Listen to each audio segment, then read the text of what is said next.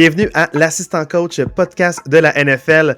Mon nom est Julien Gagnon, je suis en compagnie de Marc-André Morisseau. Comment ça va, Marc? Yeah, ça va super bien avec cette petite musique-là d'intro, j'adore ça. C'est malade, je trippe au bout. Ouais. Puis, avant de parler un peu plus en détail de la musique et qui nous l'a fait, je vais présenter, on a un invité spécial avec nous aujourd'hui, mon frère Maxime Gagnon. Comment ça va, Marc? Salut Max. Max, salut, ça va très bien, le son est incroyable. Yes, sir. Je suis content d'être là. Ben, merci d'être là. Puis, en fait, là, je vais pas tout de suite passer à toi. Il faut qu'on parle de la musique d'entrée qu'on vient d'entendre. C'est fait par un ami, Dualité, on peut dire. Les anglophones diraient Dual IT, parce que ça s'écrit D-U-A-L, trait d'union, I-T. C'est un ami qui est fiscaliste. C'est le conjoint d'une des très, très, très, très bonnes amies à ma femme. Et il était là à mon mariage. Je le vois souvent. On a des enfants d'âge similaire, puis ils trippent, ils se développent ensemble, donc c'est le fun à voir. Mais il nous a fait, comme cadeau de Noël, une musique d'entrée pour notre podcast. Donc, je suis vraiment content. Super bon beat. Il m'a demandé un peu des inspirations, puis il est allé dans son style. J'adore ce qu'il nous a fait. Marc, tu veux réagir un peu sur la musique? Parce que là, tu dis qu'il est fiscaliste, mais je veux quand même dire que sur le site, il y a vraiment une passion pour la musique, puis il y a vraiment un intérêt de rapper, là, dans le sens qu'il est il a fait fiscaliste avec des bas bruns, puis il a fait un petit beat sur le site. Non, mais allez le voir. Ça fait quand même plus de 2 ans qu'il a lancé son premier EP Influence. C'est sûr que moi, j'ai même apparu dans un des vidéoclips, la trappe du trap. Donc, vous allez pouvoir me voir, là, pour ceux qui ne savent pas à quoi je ressemble. Allez voir son YouTube, allez voir là, vraiment là, sur toutes les plateformes, peu importe où vous écoutez ce podcast. Le lien sera dans la description du podcast.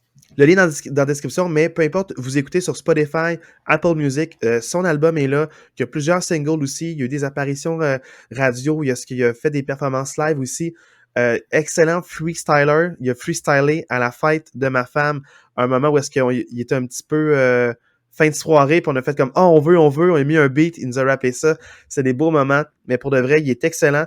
Allez donner une écoute, là, puis dites-nous ce que vous en pensez après. Donc, allez le consulter. Puis, je tiens à dire merci beaucoup, Dualité, là, pour cette superbe musique d'introduction.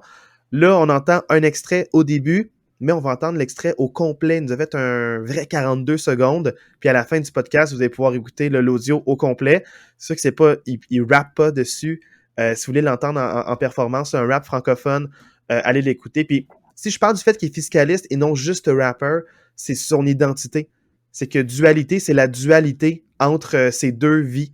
Donc, c'est la dualité entre le fait d'être fiscaliste, d'avoir sa job de jour, puis rapper de nuit. Donc, c'est un peu comme Batman. Au lieu de mettre une cape, il prend un micro, puis il rappe, puis il n'est pas dans l'ombre, il est au spotlight. Fait que c'est pas comme Batman, finalement. Mais ta comparaison n'était pas du tout boiteuse. Ben, c'est plus pour le double vie là, que j'allais dans la comparaison. Okay. Mais comme je vous dis, là, on va mettre son lien jusqu'à maintenant. Ouais. Donc, c'est un cadeau qu'il nous fait pour Noël, juste à temps pour les séries. Pas les séries, pour les éliminatoires. Ouais. Donc, tout juste pour les matchs de playoff. C'est plus les wild cards, c'est les super wild card weekend. Non, donc après les Super Bowl, c'est le super wild card. Donc, on va mettre super partout dans notre podcast. C'est super aujourd'hui. Mais je suis vraiment content de cette musique-là. Je vais arrêter de me répéter, mais je tripe au bout. Fait que voilà, c'est ça qui est ça. Puis Max, t'es avec nous pour vivre cet épisode-là de l'entre-deux entre la fin de la saison et tout juste là, avant les éliminatoires. Donc, j'ai hâte d'avoir ton input, mais avant là, qu'on aille plus loin dans le podcast, j'aimerais que tu nous parles un peu de toi pour qu'on comprenne un peu tes opinions. Ils vont être biaisés sur quel sujet, là. C'est un peu comme Marc avec ses Packers, moi avec les Steelers, on devient un peu échaudé là, quand ça va pas la discussion là, dans le sens qu'on voudrait que ça aille. Mais toi, dans le fond, pour quelle équipe tu prends? Moi, je veux juste dire, là, pour nos auditeurs, Max, avant qu'il parle, il va être biaisé pour la pire des 14 équipes qui fait les séries éliminatoires. Wow. Et non, je ne suis pas un fan des Buccaneers de Tampa Bay, Marc. C'est moi ça que tu penchais. Mais bonne question, Jules. Puis avant de commencer, je voulais vous féliciter, les gars. Vous faites une super belle job. Puis là, on s'entend, vous avez votre beat, fait que vous rentrez vous êtes dans les ligues majeures. Là. Un podcast qui se respecte, ça a un petit beat d'intro, le beat qui est sa coche. Fait que ça va juste dans votre belle lancée. Fait que je voulais vous féliciter pour Merci, Max. Un beau projet qui prend forme en vous écoutant à chaque semaine aussi. Puis c'est le fun d'être là. Puis pouvoir parler football. Fait que pour répondre à ta question, Jules, mon engouement vers ce sport-là, ben ça date de 2005, le premier jeu de Madden sur la GameCube que j'ai mis la main dessus. il y avait Ray Lewis sur la couverture du jeu. Fait que c'est drôle, tu sais, on parle je pense que c'est JP aussi dans votre podcast qui parlait de son amour vers les Eagles, puis ça datait du jeu de Madden où est-ce qu'il pouvait avec Michael Vick. Avec Michael Vick. Moi, j'ai vu Ray Lewis sur la couverture, puis ce gars-là, il était plus gros que nature, plus gros que le football par son engouement, les speeches qu'il faisait. Puis moi, c'est ça qui est venu me chercher, c'est comme les speeches d'avant-match, il parlait dans le caucus, puis tous les gars, ils l'écoutaient, puis le gars, t'avais juste le goût de le suivre puis de défoncer des murs, tu sais. Fait que c'est pour ça que j'ai commencé à aimer les Ravens. Fait que ça a commencé comme ça. Puis j'étais un fan des Ravens quand même assez longtemps, puis tu sais, Jules, toi, t'es un fan des Steelers, ils sont dans la même division, une rivalité quand même assez féroce entre les deux équipes. Assez féroce. Tu sais, en entrevue, James Harrison, il mentionnait que quand il y avait un match contre les Ravens, il allait 2 fois plus dans la salle des poids pour justement faire ses exercices. Là, il faisait plus du bench press, il poussait plus de poids, puis il savait qu'il mettait moins de pas dans l'entraînement pour ressentir plus les coups parce qu'il se disait il faut vraiment que je pratique parce qu'on frappe plus fort contre les Ravens, puis eux nous frappent plus fort aussi. Donc, c'est une rivalité qui date de longtemps, puis ça perdure encore le même à ce jour. Là. Exact, c'est toujours des bons matchs. Ça joue souvent par une seule possession jusqu'à la fin du 4e quart. Fait que non, c'est ça. Puis écoute, ils ont gagné le Super Bowl avec Joe Flacco en 2013, si ma mémoire est bonne. Super fin de saison, qui ont eu des matchs de série électrisants, fait que ça a été le fun de les suivre. Puis le Super Bowl, on parle de l'électrisant corps arrière des Jets de New York, hein, Joe Flacco? Là, on parle de 10 ans plus tard. Là. Calme-toi. Il est encore dans la ligue. Il fait encore une différence. Il fait encore une différence. Il a fait la différence à quelques matchs, mais Max, dans le fond, le juste aussi là, pour parler, c'est que tu parles tu parlais un peu comme au passé. Donc, qu'est-ce qui a changé? Parce que tu me disais que tu suis moins les Ravens maintenant. Qu'est-ce qui a changé dans ton écoute de la NFL? Je sais pas c'est quand que ça s'est fait, mais à un moment donné, je suis comme juste devenu un fan du sport en général. Puis, tu sais, j'ai plusieurs équipes que j'aime, dépendamment des joueurs. Puis je pense que c'est depuis que j'ai commencé à faire les fantasy football, ma vision, c'est plus tournée vers les 32 équipes, les joueurs que j'aime suivre. Puis là, après ça, c'est comme devenu... moi, mettons, le dimanche à 13h, je me parque sur mon sofa, je mets NFL Red Zone, puis je vois... c'est de 1h à 7h le soir, je vois 6 heures de football non-stop, des highlights, et je vois un petit peu de chaque match. C'est ça que j'aime, tu sais, pour faire une comparaison encore avec Jean-Philippe qui est venu sur votre podcast, puis je trouvais ça intéressant. Lui, il connaît les in and out, les noms des assistants coach, les stats, les noms des joueurs, en quelle année ils ont fait des performances. Moi, je regarde le football comme je regarde un film sur Netflix ou quelque chose. Je me parque là avec mon popcorn, puis j'écoute les matchs, puis c'est comme du cinéma. Donc, j'aime le bon spectacle. Il y a des équipes peut-être que j'aime pas qui vont en faire un match de 32 à 33, puis je vais aller voir les highlights de 10 minutes parce que ça m'intéresse, voir c'est comment que le match s'est déroulé. Ma question pour toi, dans le fond, c'est que tu sais, les Ravens, là, quand il y avait Ray Lewis, puis c'est lui qui t'a comme attiré vers cette équipe-là. Ouais. Est-ce que tu as le sentiment que quand lui a pris sa retraite, suite à la victoire du Super Bowl, c'est là que ça a commencé le déclin? As-tu jamais raccroché sur les autres vedettes, comme par exemple Lamar Jackson qui a été drafté? Ou c'est juste, tu t'es dit naturellement, il y a d'autres joueurs électrisants ailleurs qui ont capté ton intérêt vers d'autres équipes?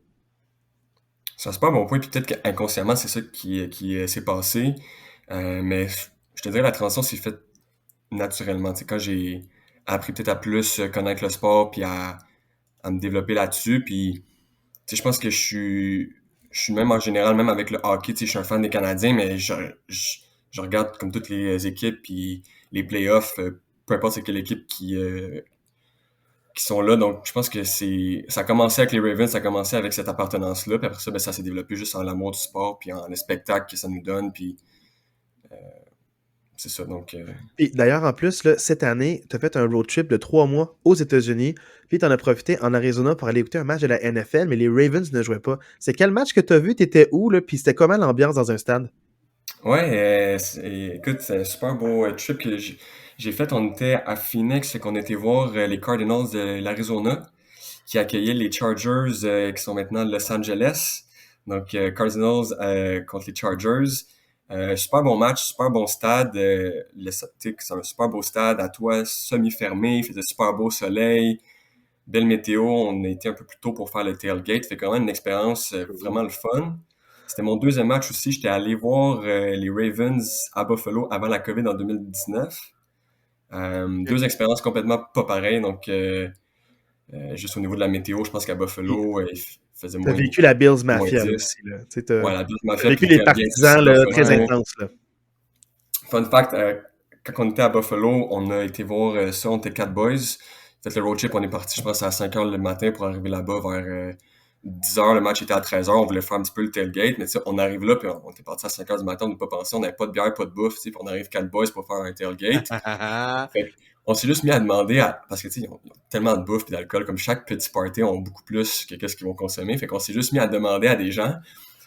Puis tu sais, on voulait pas être les petits gratteux qui comme viennent demander des petites bières gratuites. Fait qu'on leur a demandé est-ce qu'on peut vous acheter de la bière, puis vous acheter de la bouffe. Puis finalement, on a juste trouvé une gang qui nous ont comme accueillis avec eux autres, qui nous ont donné de la bière, puis tu sais, de la bonne bière IPA, de la microbrasserie. Ils nous ont donné comme des chili dogs, plein de bonnes bouffes. Fait qu'on est rentré pour voir le match à 13 h. On avait super bien mangé, on avait super bien bu, puis on a pu profiter, puis même s'il faisait froid, on était un petit peu chaud, donc... Ces gens-là, est-ce qu'ils savaient que vous étiez venus voir les Ravens ou non? T'étais-tu habillé avec un jersey ou t'étais incognito? On a un bon ami à nous qui est un die-hard fan des Ravens. Donc lui, je pense qu'il a 4-5 jerseys, fait qu'il nous en a passé, fait qu'on était tous avec les jerseys. Le gars, il était pas là. Mais le gars, il était pas là, fait qu'il nous a juste passé les jerseys des Ravens. Puis quand on est rentré dans le stade, tu sais, c'était comme un gros tapon, là, qu'on fait tout le tailgate. Le match est dans pas long, fait qu'on fait tout le tapon. Puis là, il y a une fille qui se tourne derrière nous autres, puis elle fait juste nous crier, genre, avec son haleine, Let's go Bills! Puis on est comme un peu sous le choc. Mais c'était de bonne guerre, il n'y a pas eu de débordement. Puis, tant mieux. T'as une belle expérience quand même. Ouais, fait que ça, c'était en 2019, mon premier match. Puis pour faire le parallèle avec le match Cards-Chargers de cette année, une expérience différente, je te dirais, en termes de stade, l'ambiance. Si je vous pose la question, les boys, selon vous, c'était où la meilleure ambiance de stade entre les deux places? Buffalo ou Arizona? Clairement Buffalo. Moi, je dirais Buffalo vide comme ça. Ouais. Ben, c'est la bonne réponse. Je pense que, en fait, on était debout pendant tout le match, puis tout le stade a été debout pendant tout le match. Tandis qu'en Arizona, je pense qu'il y avait comme 20 sièges de libre autour de moi. Fait que c'était comme deux expériences différentes. C'est sûr que les Cards n'ont pas la meilleure année cette année. Ils étaient déjà éliminés des playoffs, mais le match était le fun. Je pense que ça a fini 25-24 sur le dernier jeu du match. Conversion de 2 points des Chargers qui sont allés pour la victoire et non pour la prolongation. Fait que match qui était le fun à écouter. J'avais le corps arrière puis le running back dans mon fantasy football des deux équipes. Fait que c'est le fun. C'était comme le fun pour deux raisons. Pour le spectacle. Les joueurs impliqués dans ton fantasy, puis il y avait aussi... Exactement. Puis j'ai initié ma blonde un petit peu à ça. Fait que c'est toujours le fun d'aller voir des matchs de foot. On le voit à télé. Puis je pense que vous en parlez aussi le 2-3 podcasts, mais tu sais, c'est différent quand tu vois à télé avec le zoom de la caméra versus quand tu as le portrait complet du stade, puis tu peux voir les petits détails. Puis il y avait beaucoup de monde qui rentrait avec leurs jumelles. Puis j'aurais dû faire ça parce que comme tu peux voir les petits détails, les gars... C'est loin, un terrain c'est grand, puis dépendamment ils sont où sur le terrain, là, plus, tu sais, dépendamment de l'angle que tu es placé, des fois tu peux être proche d'une zone de but, mais si tu es proche d'une zone de but, tu es à 110 verges de l'autre et même plus. Donc ça peut être loin. Fait que tes jumelles, peut-être que c'est un bon call là, pour ceux qui écoutent puis qui vont vivre une première expérience dans un stade, là, amener des jumelles ou amener, je sais pas si vous savez, un satellite là, pour faire un zoom là, sur le jeu. Le drone, c'est illégal, faites pas ça. Ça serait dangereux pour tout le monde. Mais vraiment, là, peut-être des jumelles, ça pourrait être pertinent. Mais c'est quand même un bon point que tu amènes. Ouais, puis un dernier point, juste avant qu'on passe à un autre appel, là. On dirait que quand on le regarde à la télé, il y a beaucoup d'espace libre. On est comme voir qu'il n'y a pas passé à ce gars-là, il est démarqué.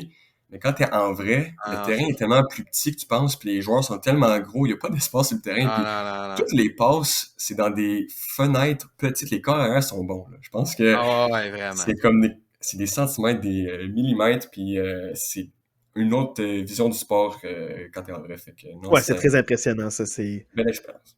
Ça, c'est sûr.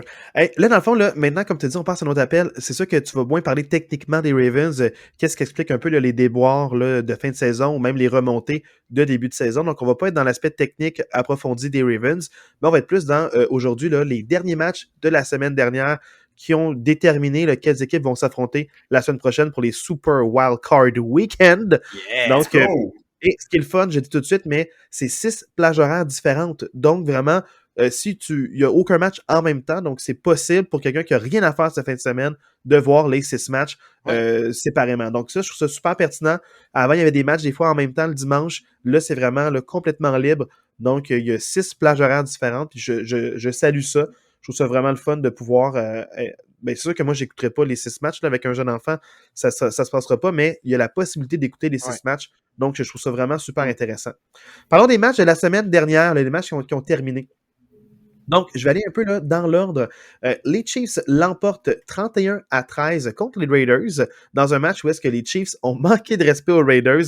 On peut le voir là, dans un espèce de jeu où est-ce qu'ils ont tourné en rond dans le caucus, puis se sont placés rapidement. Ils ont marqué un touché, pénalité, refont le jeu, remarquent un touché. Les Chiefs, on se sont donné à cœur joie dans ce dernier match-là.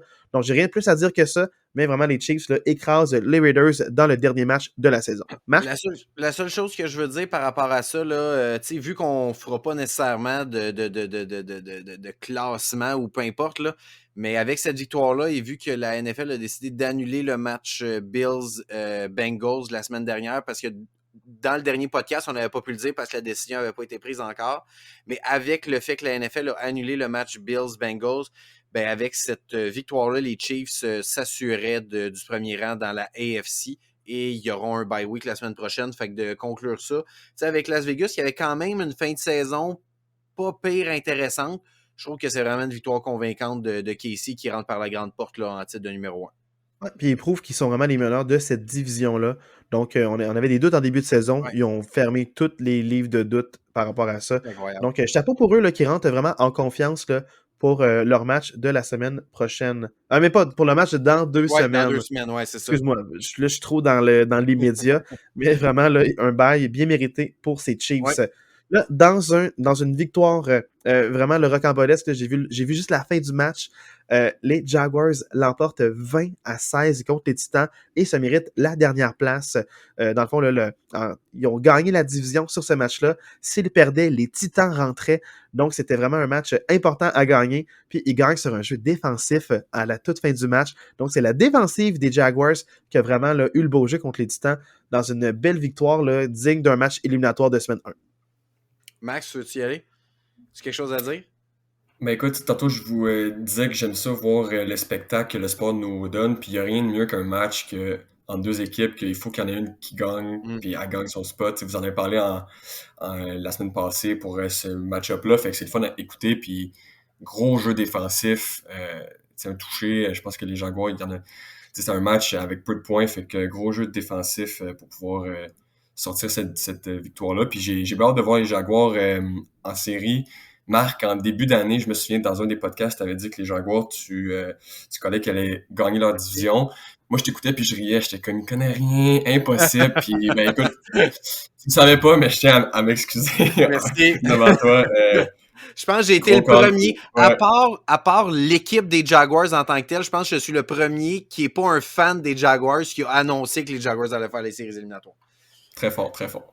Puis ça s'est joué à pas grand-chose, là, donc t'es un visionnaire, Marc. Un visionnaire. Un visionnaire. Là, maintenant, là, parlons des autres matchs rapidement. C'est des matchs que j'ai pas vus. J'ai vu les Steelers, donc tous les matchs à 1 heure. J'ai pas écouté ça, j'étais locked in sur les Steelers, donc j'aurais pas d'opinion, mais les Falcons l'emportent 30-17 contre les Buccaneers. Tu n'as rien à dire, c'est un match sans importance. Tom Brady a joué un quart. Après ça, ils ont reposé leurs gros joueurs. Fait que c'est un match, même si Tampa Bay a gagné, ça ne veut pas dire grand-chose. Là.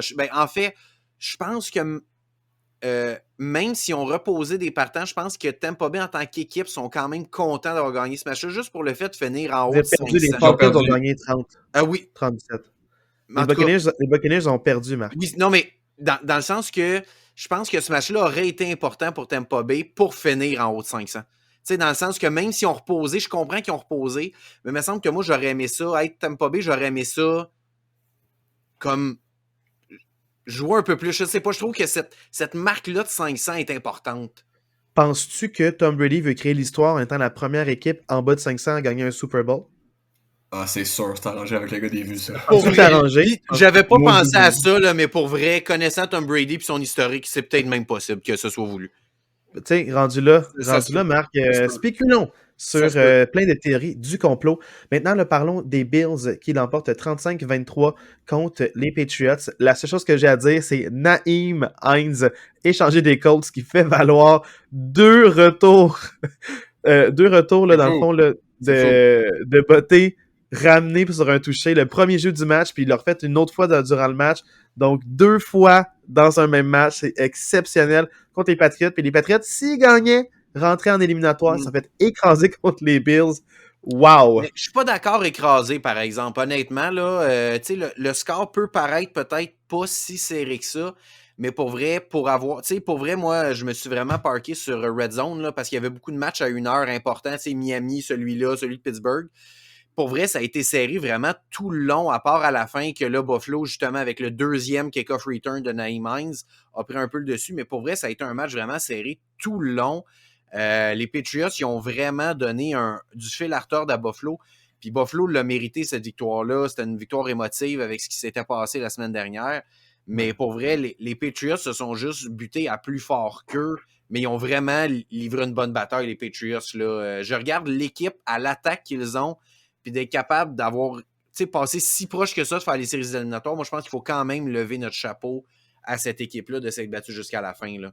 Alors, je retire le mot écrasé, mais belle victoire là, des Bills contre les Patriots. Mais tu as raison, c'est quand j'ai écouté le match des Steelers, ils n'arrêtaient pas de mettre le score en haut à gauche, puis c'était longtemps égalité. Ouais. Fait que je pense que la défensive des Patriots les ont maintenus dans le match, mais c'est l'attaque anémique des Patriots et les unités spéciales qui ont flanché. Puis c'est peut-être ça qui a fait que les Bills ont remporté le match. Donc, chapeau aux Bills pour gagner là, une victoire émotive là, bien méritée de ce côté-là. Les Vikings l'emportent 29-13 contre les Bears. Les Bears se faisant, ça mérite le premier choix au repêchage l'an prochain. Donc, bravo aux Bears d'avoir gagné leur premier match de la saison et d'avoir aussi gagné le premier choix au repêchage pour l'an prochain. Rappelons-le, les Bears ont commencé en battant les 49ers de Trey Lance il y a de cela quelques mois. Matchs, les Bears. Pensez-y, réfléchissez à ça là, un petit peu. Là. Donc, toute une saison là, vraiment spéciale pour les Bears et pour les partisans, malheureusement, qui ont cru en début de saison des matchs extrêmement serrés, puis mener ces parties en vrille là, avec les échanges des joueurs défensifs. Rien à dire de plus, Max, à moins que tu veuilles rajouter quelque chose, là? Non, c'était pas un des matchs que j'avais plus regardé tant que ça, fait que non, il n'y a pas d'autre chose. Les Bengals l'emportent 27-16 contre les Ravens. Bon, je le sais que c'est ton équipe, mais je pense qu'on l'avait tous vu venir, là, cette victoire-là des Bengals. Surtout que eux, j'ai entendu plusieurs commentaires que les joueurs, même la célébration de Joe Mixon, je ne sais pas si vous avez vu par rapport au coin toss, là, que si les Bengals avaient perdu ce match-là, un match éliminatoire entre les deux équipes aurait été déterminé, la localisation aurait été déterminée par un coin toss. Fait que les Bengals se sont sentis vraiment floués par le fait que la NFL a annulé le match Bills-Bengals. Fait que, les Bengals, je pense qu'ils ont take care of business. Puis ils l'ont vraiment pris personnel. Puis je pense qu'il n'y avait pas nécessairement besoin de ça, mais je pense que ça va vraiment être une équipe à surveiller pour la suite. Justement à cause de ça, parce que j'ai l'impression qu'ils vont avoir une motivation encore plus pour la suite des choses. Là. Il y a plus à rajouter, j'imagine? Vous avez hâte de parler là, les matchs la semaine prochaine. Non, mais dans mon Max, tu veux rajouter quelque chose. Je sais que les Ravens, c'est ton équipe, là, mais... Ouais, c'est mon équipe de cœur, mais je regarde les Bengals, ils sont allés au Super Bowl l'année passée. Ils ont une attaque dévastatrice avec 3 receveurs de passes excellents, un running back, Burrow qui fait de la magie, puis je sais pas, il y a comme un joueur particulier où est-ce qu'il échappe à un sac 3 fois, il court, il va chercher un 8 verges, comme c'est une grosse attaque. J'ai hâte de voir en série. La AFC en série, ça va être un bon show. Là, je vais faire mon popcorn, faire un petit sucré salé avec du chocolat sur le side, puis ça va être le fun à écouter. Fait que, non, écoute, les Ravens, je donne pas cher de leur peau la semaine 1. Ça va être difficile. On va avoir un rematch un peu de ce qu'on a vu la semaine 18. Ouais. Les Texans l'emportent 32-31 contre les Colts. Les Colts, là, qui sont même un joueur a frappé le ballon pour faire perdre le ballon à son porteur de ballon. Donc, c'est fou.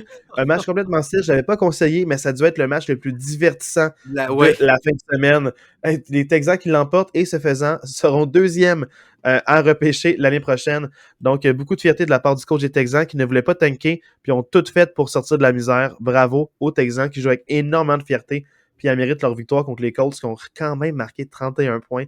Exceptionnel. Une chose à dire, ils voulaient pas tanker tellement qu'ils ont converti un 4e essai et 20 pour le toucher victorieux, plus un converti de 2 points. Donc, c'est ce que je dis. C'est que le 3 semaines, l'entraîneur-chef a call out, dans le fond, le GM il dit l'administration veut tanker, mais pas nous. Puis c'est une des raisons pour laquelle il s'est fait congédier d'ailleurs hier. On en parlera des coachs congédiés un petit peu plus tard, des ouvertures de poste, mais c'est ça que je dis, là, les joueurs et le coach ne voulaient pas tanker, mais le GM a tout fait pour échanger les joueurs de talent puis faire qu'il repêche haut l'année prochaine, malheureusement. Moi, chapeau à l'équipe, chapeau à Lovie Smith, puis un gros bout à cette organisation-là qui congédie son coach, que pour vrai, son équipe a été compétitive comme jamais dans les 5 dernières semaines. Ils ont livré des matchs super serrés à plein d'équipes. Ils sont même allés chercher une victoire contre Tennessee. Puis ils ont livré des matchs super serrés. Ils gagnent la dernière semaine, puis tu congédies ton coach quand il n'y a aucune équipe sur le terrain. Je la comprends pas, zéro, un gros bout à cette organisation-là. Mais tant mieux pour Lovie Smith, que je pense qu'il y a gagné le respect de beaucoup d'organisations. Fait que, d'après moi, de la manière que ça s'est fait, il va avoir une job dans la NFL. Je sais pas si c'est un entraîneur-chef tout de suite, mais définitivement un poste de coordonnateur, là, ça c'est sûr et certain. Il va avoir sa place encore dans la NFL, donc je m'inquiète pas pour son futur, mais c'est toujours plate de changer d'adresse. Je sais pas s'il y a une famille avec des jeunes enfants ou quoi que ce soit. Se relocaliser, ça peut être difficile quelquefois, mais au moins pour Lovie Smith, il va avoir une job, ça c'est sûr et certain. Maintenant, parlons du prochain match, les Dolphins contre les Jets qui l'emportent 11-6 dans un match qui exclut les Steelers du portrait des éliminatoires. C'est pas grave, ça a l'air d'être un match vraiment là, à ne pas regarder. Les Dolphins 11-6. C'était quoi ça? Max, veux-tu y aller? Non, vas-y Marc. Ben sérieusement, je trouve ça franchement dommage que les Dolphins fassent les séries là-dessus, dans le sens qu'ils n'ont absolument rien montré de convaincant dans ce match-là, les Dolphins. Tu sais, ils étaient sur une séquence de 5 défaites de suite, puis là, tu gagnes un match dégueulasse comme ça. Pour vrai, ils ont 3 field goals, puis un safety sur le dernier jeu du match parce que les Jets faisaient plein de passes latérales, puis ça finit sur un safety. Pour vrai, l'attaque a rien fait. C'était Thompson au poste de corps arrière de Miami. Ils n'ont rien été capables. Je comprends que les Jets sont une bonne unité défensive, mais honnêtement, pour vrai, tu parlais des Ravens tantôt. Je te donne pas cher de leur peau contre les Bengals, mais je donne mauditement pas cher de la peau de Miami contre les Bills en séries éliminatoires. Je pense que les Steelers ou les Patriots auraient donné vraiment un meilleur affrontement contre les Bills la semaine prochaine. Je t'avoue, puis tu sais, Julien, on s'en parlait la semaine passée, moi, de voir les Dolphins faire les séries avec tout ce qui s'est passé dans cette organisation-là cette année et de la façon que ça se passe la dernière semaine, moi, je suis vraiment déçu que cette équipe-là fasse les séries éliminatoires. La gestion de la blessure de leur corps arrière, justement, avec le manque d'informations, quasiment, on dirait qu'ils ont menti aussi là, aux personnes médicales. Je trouve ça vraiment aberrant, puis c'est dommage parce que les Dolphins, c'est un super beau début de saison. La blessure à Tua a vraiment fait partie de ça en vrai. Et, ben, tu sais, je les vois pas compétitifs la semaine prochaine, c'est décevant. Puis comme tu as dit, les Patriots, au moins, excellente défensive, sont capables de marquer des points aussi avec les unités spéciales, avec n'importe quelle phase du jeu. Puis les Steelers, ça a commencé à cliquer. Tu sais, c'est une recrue. Puis là, les partants en défense étaient en santé. Puis tu vois, une défensive en santé des Steelers, qu'est-ce qu'elle fait? C'est extraordinaire ce qu'ils ont fait dans les dernières semaines. Puis l'attaque commence à cliquer. Puis on est capable de marquer des points contre les Browns. J'en parlerai un petit peu plus de la manière que ça s'est fait en ayant vu ce match-là. Mais je comprends que les Steelers auraient peut-être fait une meilleure opposition que ce qu'on risque de voir la semaine prochaine, malheureusement. Oui. Là, les Panthers l'emportent dans un match qui ne veut rien dire, 10-7 contre les Saints. On passe. Hey, c'est fait que juste les 3 équipes autres que les Buccaneers dans cette division-là sont tous à 7-10. C'est exceptionnel. La meilleure équipe de cette division-là, 8-9, toutes les autres, 7-10. C'est fou. Je ne sais pas quoi en penser encore, il faut que je digère un peu l'information, mais je voulais juste la dire à haute voix pour m'aider. Maintenant, les Steelers l'emportent 28-14 contre les Browns, et je vais en parler un peu, mais les Steelers ont joué comme les Patriots et les Packers auraient dû jouer cette semaine, en fin de semaine. Ils ont joué en se disant on a le dessin entre nos mains, on va tout faire. Puis les Browns, là, ils ont mené un dur combat aux Steelers dès le début du match. Ils ont arrêté à la ligne des buts, ils ont créé un fumble, fait des gros plaqués. Ça a été dur à installer le jeu au sol. Najee Harris a eu quelques belles courses, mais était souvent arrêté sec. Warren aussi, il y avait de la misère. Ils ont dû convertir beaucoup de troisième et quelque chose. Et ça a été très difficile pour les Steelers, dans le fond, rester dans le match, puis même aussi revenir dans le match. Et ça a fait que les Browns y ont cru longtemps, mais les Steelers ont juste jamais lâché, puis ont fini par faire abandonner les Browns, ce que j'ai pas vu les Packers faire, puis ce que j'ai pas vu non plus les Patriots faire. Donc, on en parlera un petit peu plus en détail tantôt, mais je trouve ça vraiment dommage pour les Steelers, mais au moins, je trouve ça super positif de terminer là-dessus. Ils terminent sur une belle séquence de victoires, c'est prometteur pour l'an prochain. Donc, je sens qu'il y a aussi avec les contrats, la manière que c'est fait, on va pouvoir garder beaucoup, beaucoup d'éléments l'an prochain. Donc, c'est pas de panique. C'est pas comme s'il y avait plein de contrats qui se terminaient. Les joueurs importants sont signés encore. La seule chose qui m'inquiète, c'est Cam Hayward, c'est un pilier de la défensive. Puis ça va être sa 12e année l'an prochain. Je sais pas si l'âge va le ralentir. Est-ce qu'il pense à peut-être alléger un peu sa charge de travail, former quelqu'un d'autre, c'est peut-être à réfléchir. Mais sinon, pour le reste, on a beaucoup d'éléments clés en défensive, des recrues qui ont vraiment bien éclos durant la saison, quand les partants aussi ont été blessés. Donc, je suis vraiment encouragé par rapport aux signes que les Steelers font. Mais les Browns, c'est la déroute totale. Là, puis je comprends pas encore la ceinture de Watson. Puis Watson, fait intéressant, Watson. Il y a un moment où le middle linebacker partant qui a remplacé Devin Bush, Robinson, est en affectation, couverture de zone, dans le milieu du terrain. Il voit un trou béant dans la ligne offensive, mais lui, son rôle, c'est couvrir le running back qui va devenir passe à l'appel, mais il voit une possibilité de faire un blitz, court vers Deshaun Watson, et c'est lui qui tombe. Deshaun Watson ne bouge même pas, il se fait plaquer, puis il fait juste un petit mouvement de bassin, puis c'est Robinson qui tombe, puis ça ouvre Kareem Hunt à la passe. J'ai trouvé ça tellement drôle que Robinson, la recrue, qui joue genre son 5e match, pense qu'il peut aller comme plaquer Deshaun Watson, qui fait genre une tête de plus que lui, peut-être 60 livres de plus, puis c'est lui qui se ramasse au sol. C'est drôle parce qu'il se voyait le highlights, puis il est devenu le highlights pour l'autre équipe. Fait que ça me fait beaucoup rire dans le match, mais j'aurais peut-être pas ri s'il avait perdu là-dessus, mais c'est quand même fait à souligner. Il y a eu des beaux moments drôles, mais c'est vraiment, je trouve, un beau match pour les Steelers. On aura le temps dans un épisode futur de faire un post-mortem sur la saison, là, mais vraiment, les Browns, je suis le GM de cette équipe-là, puis je me questionne beaucoup parce que les Browns étaient vraiment plus compétitifs quand Jacoby Brissett était au poste de quart que quand Deshaun Watson était là. Fait que c'est vraiment décevant parce que, tu sais, je me souviens, il y a certains podcasts qu'on disait « Hey, si Jacoby Brissett est capable de garder les Browns proches de 500, quand Deshaun Watson va revenir, peut-être qu'il va en pousser. » Vraiment, Deshaun Watson, il a vraiment pas été de niveau là, dans cette fin de saison-là. Fait qu'à voir pour la suite pour les Browns. Ouais. Les Eagles qui l'emportent 22-16 contre les Giants. Les Giants, fait à noter, ont reposé beaucoup de leurs partants pour être en santé, parce que eux, le classement ne pouvait pas bouger. Donc, ils ont attendu jusqu'à la toute fin avant de l'annoncer, mais il y avait beaucoup de partants qui ne jouaient pas pour être reposés. Puis les Eagles, ils ont gagné, ils voulaient s'assurer du premier rang de la NFC par rapport à ça. Fait que dans le fond, ils ont bien fait de gagner, parce que sinon, les 49ers les auraient dépassés. Ouais. Donc, quand même, chapeau pour cette victoire-là. Puis, ça l'a forgé un peu là, le portrait de la NFC pour la semaine prochaine. Rien à rajouter. Dans le fond, la seule chose à rajouter, c'est peut-être que il y a peut-être des questions à se poser chez Philadelphie que les remplaçants des Giants aient été capables de les matcher comme ça.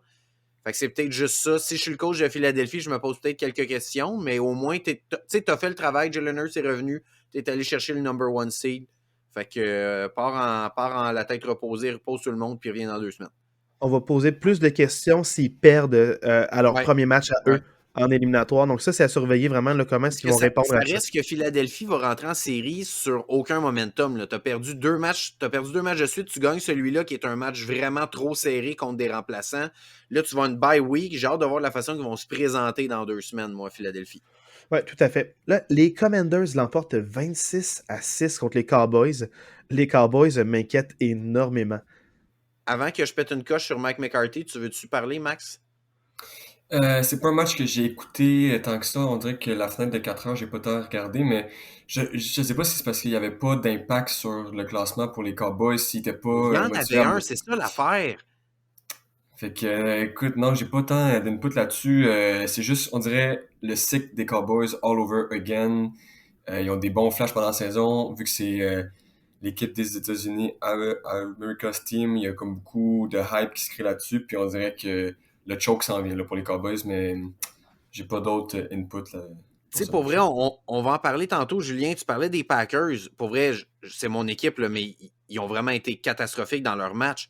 Mais pour vrai, Dallas, qui sont rentrés dans ce match-là avec une chance d'avoir le number one seed dans la NFC au complet, d'avoir le bye week, puis tu te présentes comme ça contre une équipe qui n'a plus aucune motivation, que le coach a perdu son vestiaire, qu'il n'y a plus personne qui veut jouer pour ce gars-là. Ils font jouer le troisième QB en plus. On joue Là. le troisième QB. Pour ceux qui n'ont pas vu le match, c'est ça. Ouais. Heineke et Wentz ne jouaient pas. Ils ont voulu être dans l'évaluation des joueurs. Ils ont fait jouer leur troisième QB. Puis tu te présentes comme ça. Pour vrai, je le sais que j'en ai déjà parlé à ce micro-ci, mais Mike McCarthy, pour vrai, tu n'avais même pas à faire de speech pour motiver tes joueurs. Puis tes joueurs se présentent comme ça. Pour vrai, il y a des grosses questions à se poser contre Dallas. Pas contre, mais à Dallas, il y a des grosses questions à se poser. Je ne comprends pas comment tu peux te présenter dans un match aussi important que ça, aussi flat que ça. Ouais. Ouais, c'est moi, pas toi, tu parles de Mike McCarthy, mais moi, c'est le prochain match que je veux vraiment parler du coach là, qui me déçoit énormément. Oui, lui, là. Brandon Staley, je le comprends pas. Il repose aucun partant. Les Broncos l'emportent 31-28, mais les Chargers, ils n'ont pas perdu le match. Ils ont perdu tout espoir la semaine prochaine. Ils ont perdu d'énormes. Ils ont perdu Bosa, Mike Williams. Ils ont perdu aussi deux autres, je pense, un joueur de la ligne offensive, un middle linebacker. Ils ont eu genre 5 blessés clés dans ce match-là, des gens qui risquent de ne pas être là la semaine prochaine pour les éliminatoires. Donc, ça veut dire que les Chargers, ils n'ont pas juste perdu le match, là. Ils ont perdu des éléments clés. Ça fait que moi, je donne pas cher de leur peau. Puis ça m'étonnerait même pas que les Chargers perdent contre Jacksonville la semaine prochaine. C'est pas un hot take. C'est juste que la manière que Jacksonville joue en ce moment, puis les éléments que les Chargers vont mettre sur le terrain, je vois pas comment les Chargers peuvent gagner la semaine prochaine. Dans un match en plus qui, à ce moment-là, voulait absolument rien dire parce que vu que les Ravens avaient perdu dans la fenêtre d'une heure, les Chargers étaient déjà assurés du 5e rang, étaient déjà assurés d'affronter les Jaguars. Je comprends pas pourquoi tu as parti tous ces gars-là. Tu aurais juste dû faire, hey, avant que le match commence, on switch des uniformes, merci, bonsoir. Je ne comprends pas du tout. Mais tu sais, c'est pas la première fois, c'est pas la première fois à ce podcast-ci qu'on parle de ce coach-là. Nous, on voyait les Chargers beaucoup plus haut que ça cette année. Je comprends pas cette décision-là, puis c'est des décisions qui risquent de faire mal la semaine prochaine. Oui, malheureusement. Fait que je trouve ça dommage pour les Chargers, ils sont pleins de potentiel. Ouais. Mais ça marche pas. Le coach, je pense qu'il les restreint plus qu'il les pousse puis qu'il les aide. C'est peut-être un génie défensif, mais il y a de la misère à mettre des schémas défensifs clairs qui stoppent de manière consistante les adversaires. Donc, j'ai de la misère à voir les Chargers avec ce coach-là se rendre loin en éliminatoire. Ils vont être assez bons, ils ont assez de talent. Le GM a construit une bonne équipe. Ils vont être en série de temps en temps, mais ils vont pas se rendre loin malheureusement. Je trouve ça vraiment décevant de gaspiller autant de talent. Ouais. Là, maintenant, les Seahawks l'emportent 19-16, qui les maintenait en vie à condition que les Packers perdent. Donc, à ce moment où le match se joue, les Seahawks ont géré leur business. Ils ont gagné le match qu'il fallait qu'ils gagnent contre des rivaux de division qui sont les Rams. Et les Rams jouent avec beaucoup de fierté parce que de toute façon, ça se peut même qu'il y a des rumeurs comme quoi Sean McVay, peut-être qu'il va quitter son poste à la fin de la saison pour aller en télévision. Il y a un contrat qui l'attend déjà. Donc, ça se peut qu'il quitte. On ne sait pas trop. Donc, les Rams qui ont quand même bien combattu, mais les Seahawks l'emportent 19-16. Max? Écoute, gros match de Geno Smith. Je pense qu'il a fait une passe parfaite à Tyler Lockett pour le toucher. J'ai pas vu beaucoup de... Tyler Lockett, il n'est pas blessé, lui? Non, je l'ai vu faire un toucher. Ouais. Il me semble que ouais. On pourrait aller checker les stats. Il me semble que c'était lui. J'ai pas vu le match, fait que je sais pas, mais il me semble que j'avais vu que Tyler Lockett était blessé. Une grosse fin de match, des interceptions à gauche à droite. Tellement blessé que 4 réceptions sur 7 targets, 54 verges, il mène les receveurs, puis un touché. Parfait. Grosse blessure, hein? À l'ego, peut-être. Geno Smith, c'est ça, donc je lève mon chapeau, puis il a battu le record de la franchise pour le plus de verges par la passe en une saison. Fait qu'il a battu le record de Russ Wilson avec sa première saison à la barre des Seahawks. Fait que, c'est fou, ça. Qui aurait prédit ça? C'est fou, là. Je pense que les Seahawks ont gagné l'échange avec toutes les picks qu'ils vont avoir eu. Puis un QB qui a fait le travail puis qui sont en playoff. Fait que gros shout-out. Grosse fin de match aussi, c'était le fun. Les Seahawks qui pognent le poteau sur un field goal en fin de match. Fait que là, ça sort en prolongation. En prolongation, tu as Baker qui a un receveur de poche, je pense que c'est Van Jefferson qui est complètement libre. Il largue la bombe. s'il attrape la passe, je pense qu'à la ligne de 20 verges, puis justement avec l'angle de caméra, t'as aucune idée, mais il y a le demi-défensif des Seahawks qui sort de nulle part, qui sort de l'angle mort de la caméra, qui attrape le ballon, interception. Puis quand il intercepte le ballon, c'est quand même drôle parce qu'il est devant le banc des Rams, il fait juste le pointer le ballon, puis il aurait pu, je pense, le prendre, puis courir, puis gagner plus de verges, mais il a juste comme sorti ses lignes de côté direct en faisant un stare down.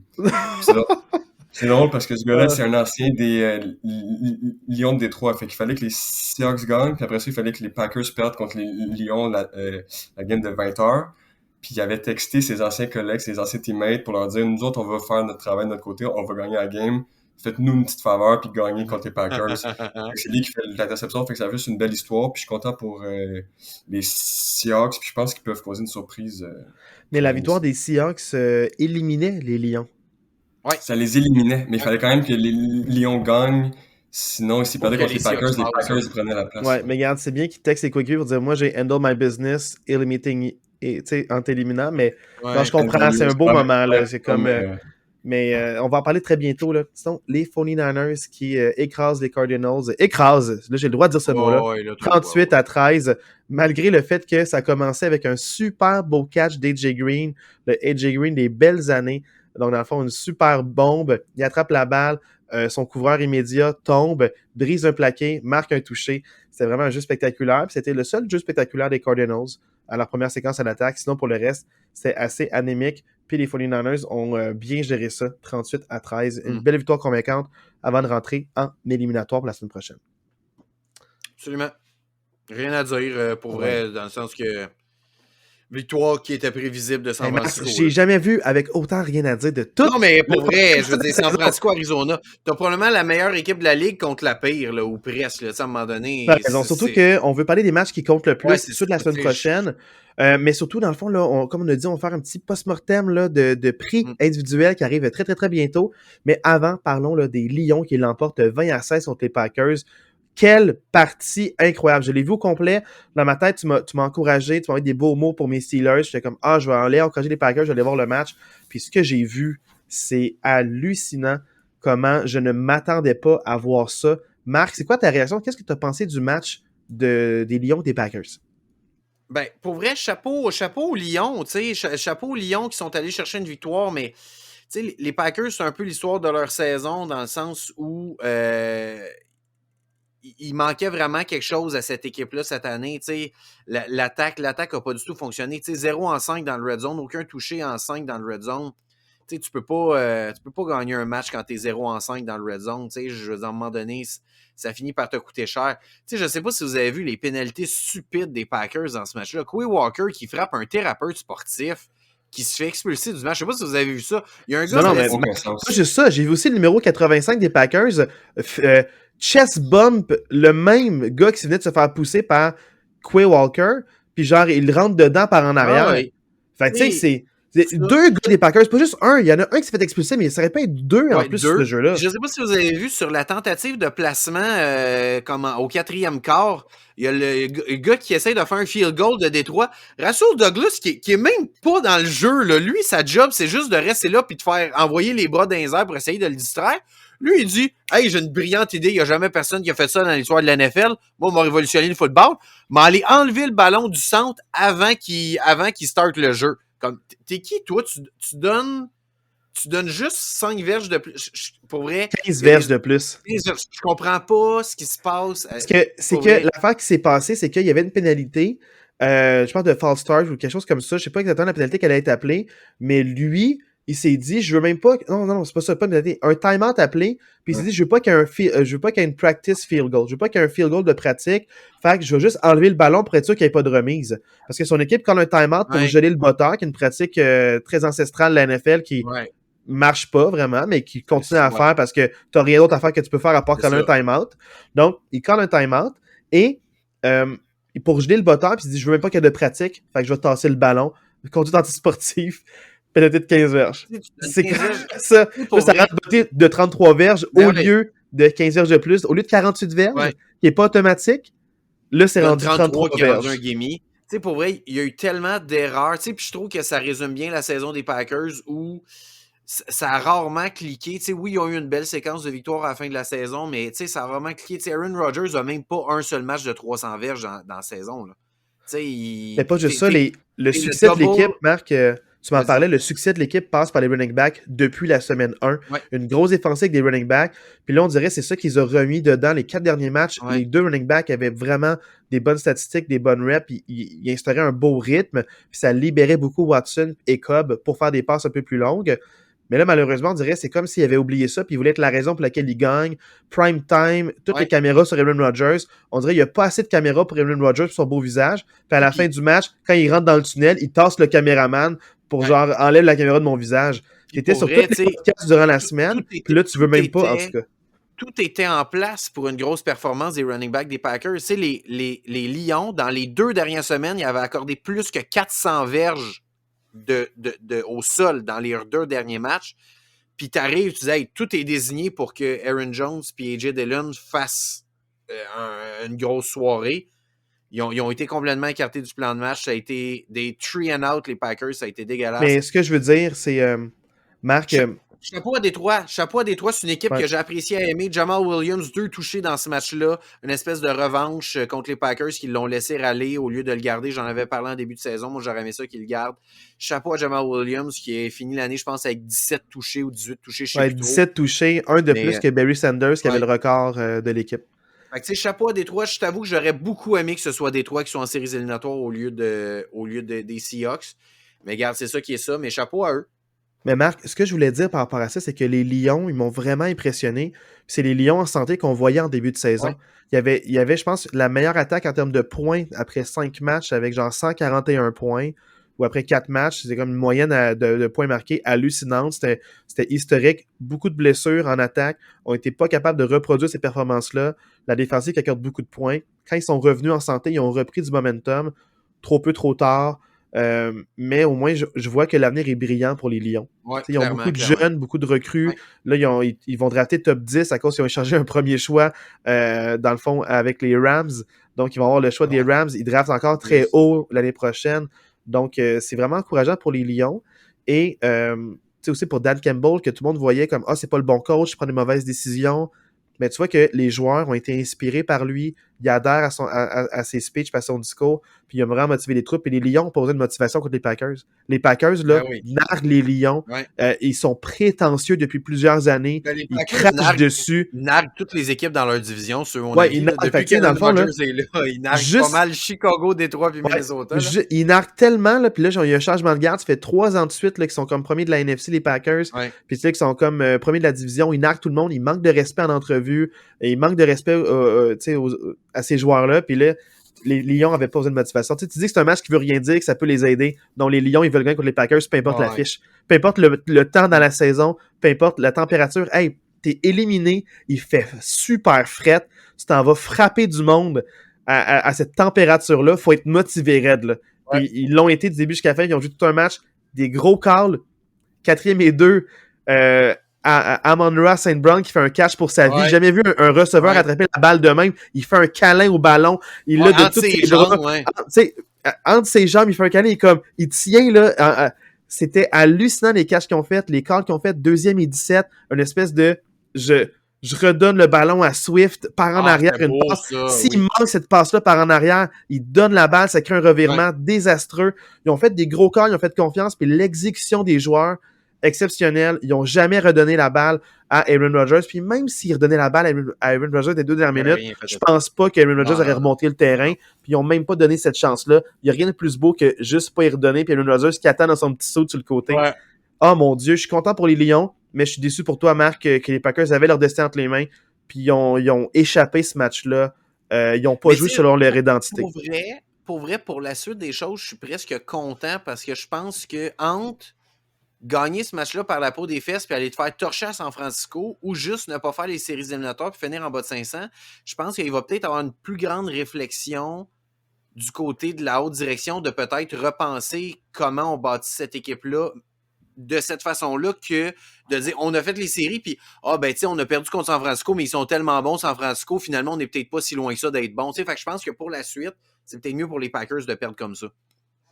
Manière de voir parce que surtout avec Aaron Rodgers, C'est jamais avec les clair, running lui. backs, c'est pas clair. Surtout qu'il était pas là, dans le fond, dans les OTAs Ouais. qui sont optionnels pour les joueurs. Il a pas créé vraiment beaucoup d'esprit d'équipe avec ses recrues. Ça a été plus difficile. Ça a pris un temps avant de se mettre un peu sur la même longueur d'onde. Donc, c'est dommage. Là, j'aimerais parler là, avant des matchs et avant de nos prix individuels. Il y a eu une vente de feu des entraîneurs-chefs lundi. Donc, il y avait. Il y a Juste te dire, moi, je suis quand même étonné parce que je trouve qu'il n'y en a pas eu tant que ça. Mais il y en a qui vont être plus tard, il y en a après le Super Bowl, il y en a d'autres. Peut-être qu'il y a des équipes qui font les séries qui vont être congédiées, peut-être. C'est d'habitude le lundi qui finit la saison régulière. J'ai l'impression qu'il y a tout le temps 6-7 coachs qui se font clairer, mais là, il n'y en a pas eu tant que ça. Ouais, mais pour ton point, j'ai vérifié, puis l'an passé, c'était 8. Ouais, c'est ça. L'an passé, c'était 8. C'est le quart de la ligue. Là. 25% des postes étaient ouverts, c'était 8. Là, c'est juste 5. On en savait. L'entraîneur-chef des Colts avait déjà été congédié. L'entraîneur-chef des Texans avait déjà été annoncé il y a 3 semaines quand il avait call out la direction qu'il allait être congédié. Il savait que ça s'en venait. Il l'a littéralement quasiment un peu plus demandé. Nathaniel Hackett était déjà congédié pour les Broncos. Les Panthers avaient déjà aussi congédié leur entraîneur-chef. Et là, maintenant, les Cardinals viennent de congédier leur entraîneur-chef aussi. Donc, là, maintenant, c'est un peu comme la seule... c'est pas une surprise avec cette saison décevante, puis aussi avec beaucoup de fin de saison catastrophique depuis plusieurs années. Cliff Kingsbury a été congédié par les Cardinals de l'Arizona. Fait que c'est ça les deux nouvelles, c'est par rapport aux Texans avec Lovie Smith, on en a parlé un petit peu, et avec l'entraîneur-chef des Cardinals. Peut-être que des équipes en série éliminatoire, si les Cowboys se font éliminer à la première semaine, peut-être que McCarthy va être congédié. Fait qu'on ne sait pas. Il y aura peut-être d'autres renvois la semaine prochaine, mais c'est les 5 postes. Puis à brûle pour point entre les Colts, les Texans, les Broncos, les Panthers et les Cardinals. Selon vous, c'est laquelle de ces 5 équipes-là qui est la plus intéressante pour un entraîneur-chef? Max, vas-y. Écoute, à brûle pour point comme ça, moi je pense les Cardinals, je sais pas, ils étaient supposés avoir une bonne année cette saison. Ils avaient fait l'acquisition de Marquise Brown, qui s'est blessé malheureusement. Il y a Kyler Murray qui n'a pas été en santé non plus. L'ajout d'un vétéran avec AJ Green. Je sais pas, je pense que les Cardinals étaient supposés être bons cette année. Fait avec un bon coach, peut-être qu'il y aurait déjà les pièces pour avoir une saison qui est plus compétitive déjà. Texans, je pense que ça va être dur. Les Colts, on dirait qu'il n'y a rien qui a bien été. Problème de carrière, chaise musicale. C'est quoi les autres équipes? Caroline. Les Panthers, Broncos, puis les Texans. Écoute, moi j'irais avec les Cards. Je sais pas parce que toi, les Cards, parce que tu dis il y a beaucoup de positions de talent. On parle des running backs aussi avec James Conner. Tu sais, dans le fond, c'est sûr que Kyler Murray est là. Il a eu des belles saisons. Il est quand même super athlétique. DeAndre Hopkins, sauf s'il se fait échanger. Là, on ne sait pas. Il y a des rumeurs en ce moment qui circulent, mais ça se peut qu'il reste avec AJ Green, avec aussi là, peut-être Randall Moore, qui est quand même très bon aussi. Mais moi, c'est pas moi, mais je résume un peu la pensée de Max. Là. Moi, mon bug avec Arizona, je suis très transparent, c'est que ça fait quand même quelques années que ça tourne pas rond dans cette équipe-là.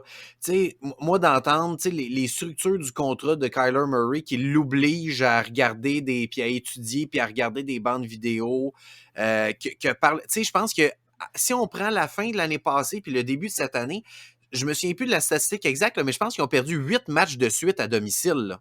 Si on prend la fin de l'année passée puis le début de cette année, 8 matchs de suite à domicile, là, c'est longtemps sans gagner une game à domicile. Ouais, là.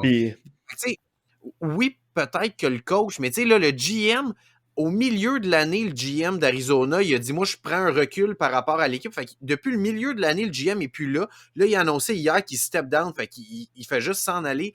Je trouve qu'il y a oui, ils ont des joueurs de talent, mais je trouve qu'il y a beaucoup de choses qui tournent pas rond dans cette organisation-là au grand complet. Fait que je suis pas sûr que si je suis un coach, je suis pas nécessairement sûr que c'est là-bas que je veux m'en aller. Moi, je pense que, un peu comme tu disais, les Texans, moi, je pense qu'ils sont encore loin d'être une équipe compétitive dans la NFL. Il y a trop... Oui, ils ont un bon running back, Pierce, qui ont repêché cette année, qui a eu des beaux flashs cette année, mais moi, je pense qu'il y a trop de morceaux de puzzle qui manquent dans cette équipe-là. Caroline, j'ai pas nécessairement haï ce que j'ai vu, mais ils jouaient dans une vision tellement faible que c'est dur de les classer par rapport à la NFL parce que les flashs qu'ils ont eu, c'était contre les équipes de leur division qui n'étaient pas nécessairement bonnes. Fait que c'est difficile à dire. Là, j'ai parlé Texans. Il me manque les Colts. Broncos, pour moi, pour moi, les Colts, c'est une équipe complètement en déroute. Il faut vraiment qu'ils repensent complètement leur organigramme. Je pense que même le GM, il faudrait peut-être même qu'il claire le GM parce que clairement, il n'a pas fait des bons moves dans les dernières années. Fait que moi, je pense qu'il n'y a aucune job d'attrayante. La seule job qui peut être peut-être attrayante, c'est les Broncos parce qu'ils ont tellement de bonnes défensives puis ils ont tellement de bons éléments défensifs que je me dis qu'il manque peut-être pas nécessairement grand-chose pour remettre cette équipe-là à une équipe respectable. Est-ce que c'est des prétendants de Super Bowl demain matin? Non. Mais je pense que à remettre une équipe en haut de 500 qui peut prétendre à des séries éliminatoires, je pense que c'est peut-être les Broncos. Hey, tu sais quoi, moi, on dirait c'est... on s'est pas parlé avant. Fait que, tu sais, je trouve que Max, tu parles des Cards, puis toi, Marc, tu parles des Broncos. Je comprends vos points. Puis attends, je partage beaucoup de ces éléments-là, mais moi, c'est les Colts on dirait qui m'intéresseraient le plus. Une bonne culture, quand même un bon fanbase, un bon historique, mais surtout que les Colts, en tant que tels... Il y a une bonne culture à Indianapolis depuis 3-4 Marc, ans. je laisse pas finir. Je t'ai laissé... Non, mais laisse pas finir, Marc. Okay. Laisse pas finir. Non, mais c'est ça. Non, mais attends, laisse pas finir. Okay. Justement, à cause, puis en plus, grâce aux 4 dernières années, où est-ce que la chaise musicale pour les dans le fond, pour les corps arrière, un nouvel entraîneur-chef peut arriver pour dire on va en drafter un, on va le former, puis avec la bonne ligne à l'attaque, avec Jonathan Taylor qui est encore là, il y a eu une saison moins bonne, blessé, mais c'est surtout que on en parlait, moi je pense que c'est à cause de l'an d'avant, il y a eu trop de reps, puis ils l'ont comme usé un peu. Je pense qu'ils ont encore des bons éléments pour être compétitifs. Les Colts ont une meilleure défensive, selon moi, que les Broncos. Mais par contre, c'est l'attaque était tellement pas longtemps sur le terrain que la défensive était à bout. Mais au début de saison, les Colts avaient une excellente défensive. Les Broncos, c'est sûr qu'ils ont Bradley Chubb qui ont laissé aller. Ils ont eu comme d'autres joueurs aussi qui ont laissé aller. Mais les Colts, pour moi, je pense que c'est plus attrayant parce que justement, ils ont une bonne défensive. Le problème avec la défensive, là, Marc, va pas me dire les points qu'ils ont accordés, là. Je viens de te le dire, l'attaque était anémique.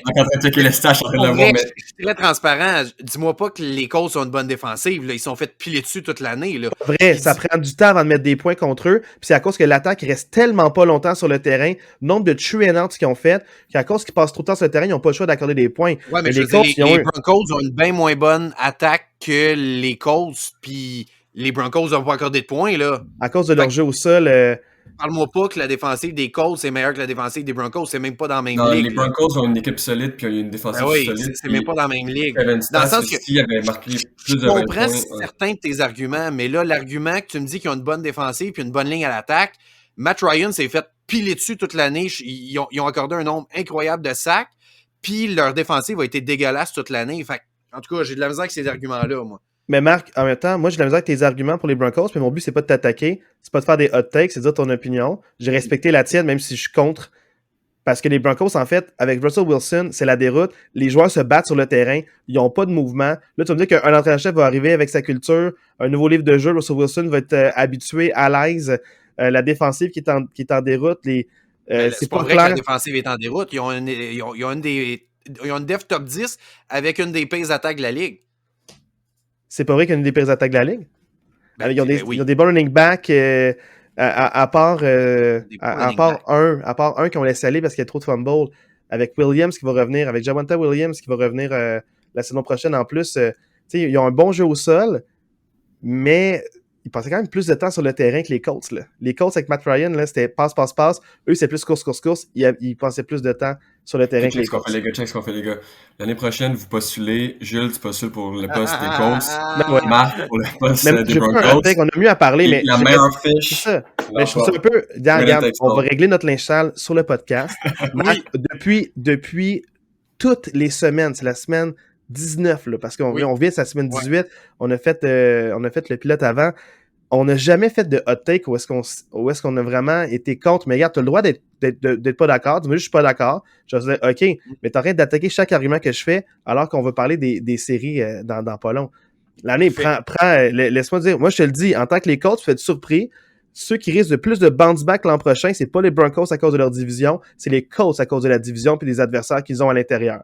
Les Colts, pour moi, c'est beaucoup plus facile de ramener cette équipe-là, surtout si tu as un corps différent ou est-ce que tu as une recrue qui va plus adhérer au projet et que tu peux développer. Tu peux toujours être surpris des recrues. Il y en a des bonnes cette année qui vont revenir du college. Il y a beaucoup de vieux college aussi, des gens qui ça fait quand même plus matures, qui sont plus prêts à être dans la NFL dès leur première année. Enfin, je pense que tu pourrais être surpris à quel point une recrue puis pas un vieux vétéran washed comme ils font depuis le 4 ans ben j'en ramène pas là, un vieux de la vieille, genre qui est presque fini puis son équipe ne veut plus. Ramène une recrue. On met combien sur la table que c'est Baker Mayfield qui s'en va là? Non, on met rien. Il ira pas là, Baker Mayfield. Là, c'est juste pour... t'es pas dans un meme, Marc. Moi, je te dis que l'équipe qui est le plus facilement rapatriable, c'est les Colts. Surtout à cause de la division, à cause des compétiteurs immédiats, puis à cause du talent qu'ils ont déjà. Jonathan Taylor, avec la ligne à l'attaque qu'ils ont, avec certains receveurs comme Pittman qui peut être bon, Dundee a un bon corps arrière, ils ont des bons tight ends avec Ali Cox, puis aussi avec l'autre que j'oublie toujours son nom. Ils ont 2 bons tight ends, ils ont au moins un bon receveur de passe. Je pense qu'il leur manque pas grand-chose pour être compétitif l'an prochain. Là, c'est la déroute totale. On peut pas juger les matchs, le footage des 5 dernières semaines. C'est la déroute totale avec Jeff Saturday. C'est même pas un vrai head coach, c'est un analyste de la NFL, c'est un analyste de ESPN. Fait que, tu sais, viens pas me dire que tu vas te fier à leurs 2-3 dernières semaines pour me donner des arguments sur cette équipe-là qui était en déroute. Je te dis, les Colts l'an prochain vont avoir une meilleure fiche que les Broncos. C'est mon hot take. Je le note. On s'en reparle l'année prochaine dans un an. Vous devriez faire un petit pari, là, puis à la fin de l'année prochaine. Non, pas de pari, je suis pas à l'argent parce que Marc. Mais pas d'argent, mais. Pari d'honneur. Pari d'honneur. Marc, c'est pas un bon payeur. C'est pas un. Je n'entends pas. Hey, là, enfin, je m'en c'est pas de débattre, c'est juste dire des opinions. Voilà. C'est maintenant le rendu au. Là, on va mettre la musique de dualité pour faire un petit parallèle avec nos awards. On va mettre un autre petit segment, là, le petit intro, un petit 5 secondes. Marc, tu vas le rajouter au montage. Mais c'est maintenant le temps l'assistant podcast award. Ouais, monsieur. Wouh! Là, dans le fond, j'ai demandé à Marc-André cette semaine de penser à quelques prix. Là, par contre, est-ce que tu veux commencer, Marc, avec les prix de joueurs ou d'équipe? Aucune préférence, ça me dérange pas. On peut commencer par les équipes parce que c'est l'ordre que tu m'avais envoyé, là, mais ça me dérange pas. Parfait, on va commencer avec les prix d'équipe. J'ai aussi envoyé la même liste à Max tout à l'heure pour voir, donne-toi une idée de toi qui tu donnerais ou mettrais. Dans le fond, Marc, pour toi, c'est qui l'équipe qui t'a fait la plus grande surprise cette saison? Pour moi, la plus grande surprise, aussi étrangement que ça puisse paraître, pour moi, c'est les Seahawks de Seattle.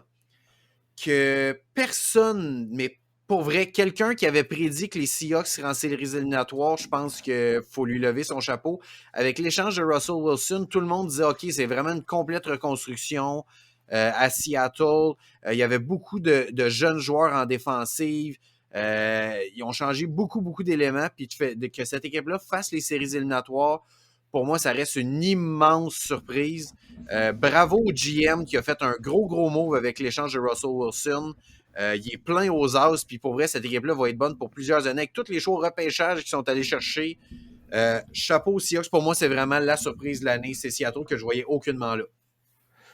Hey Marc, moi, je suis vraiment pas loin de toi, mais ma surprise de l'année, c'est les Giants de New York, pour beaucoup les mêmes raisons.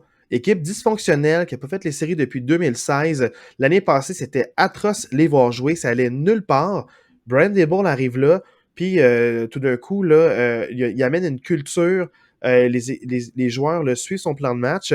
Puis c'est une équipe avec une défensive extrêmement compétitive. L'attaque en fait juste assez pour gagner des matchs, mais c'est assez pour être dans la NFC en série et en éliminatoire. Et même à ça, le dernier match, ils ont pu reposer des partants. Fait qu'il y avait le luxe, c'était pas comme à l'arraché, comme les Seahawks, que leur match dépendait d'une autre équipe. Eux, c'était d'avance, ils étaient assurés. Puis moi, je les voyais vraiment pas en série. En fait, je les voyais pas en éliminatoire. Non. Je les voyais pas là du tout. Puis pour moi, c'est une grosse surprise. Je comprends tes Seahawks, mais moi, pour moi, les Giants, c'est ma plus grande surprise de la manière qu'ils se classent par rapport à ça.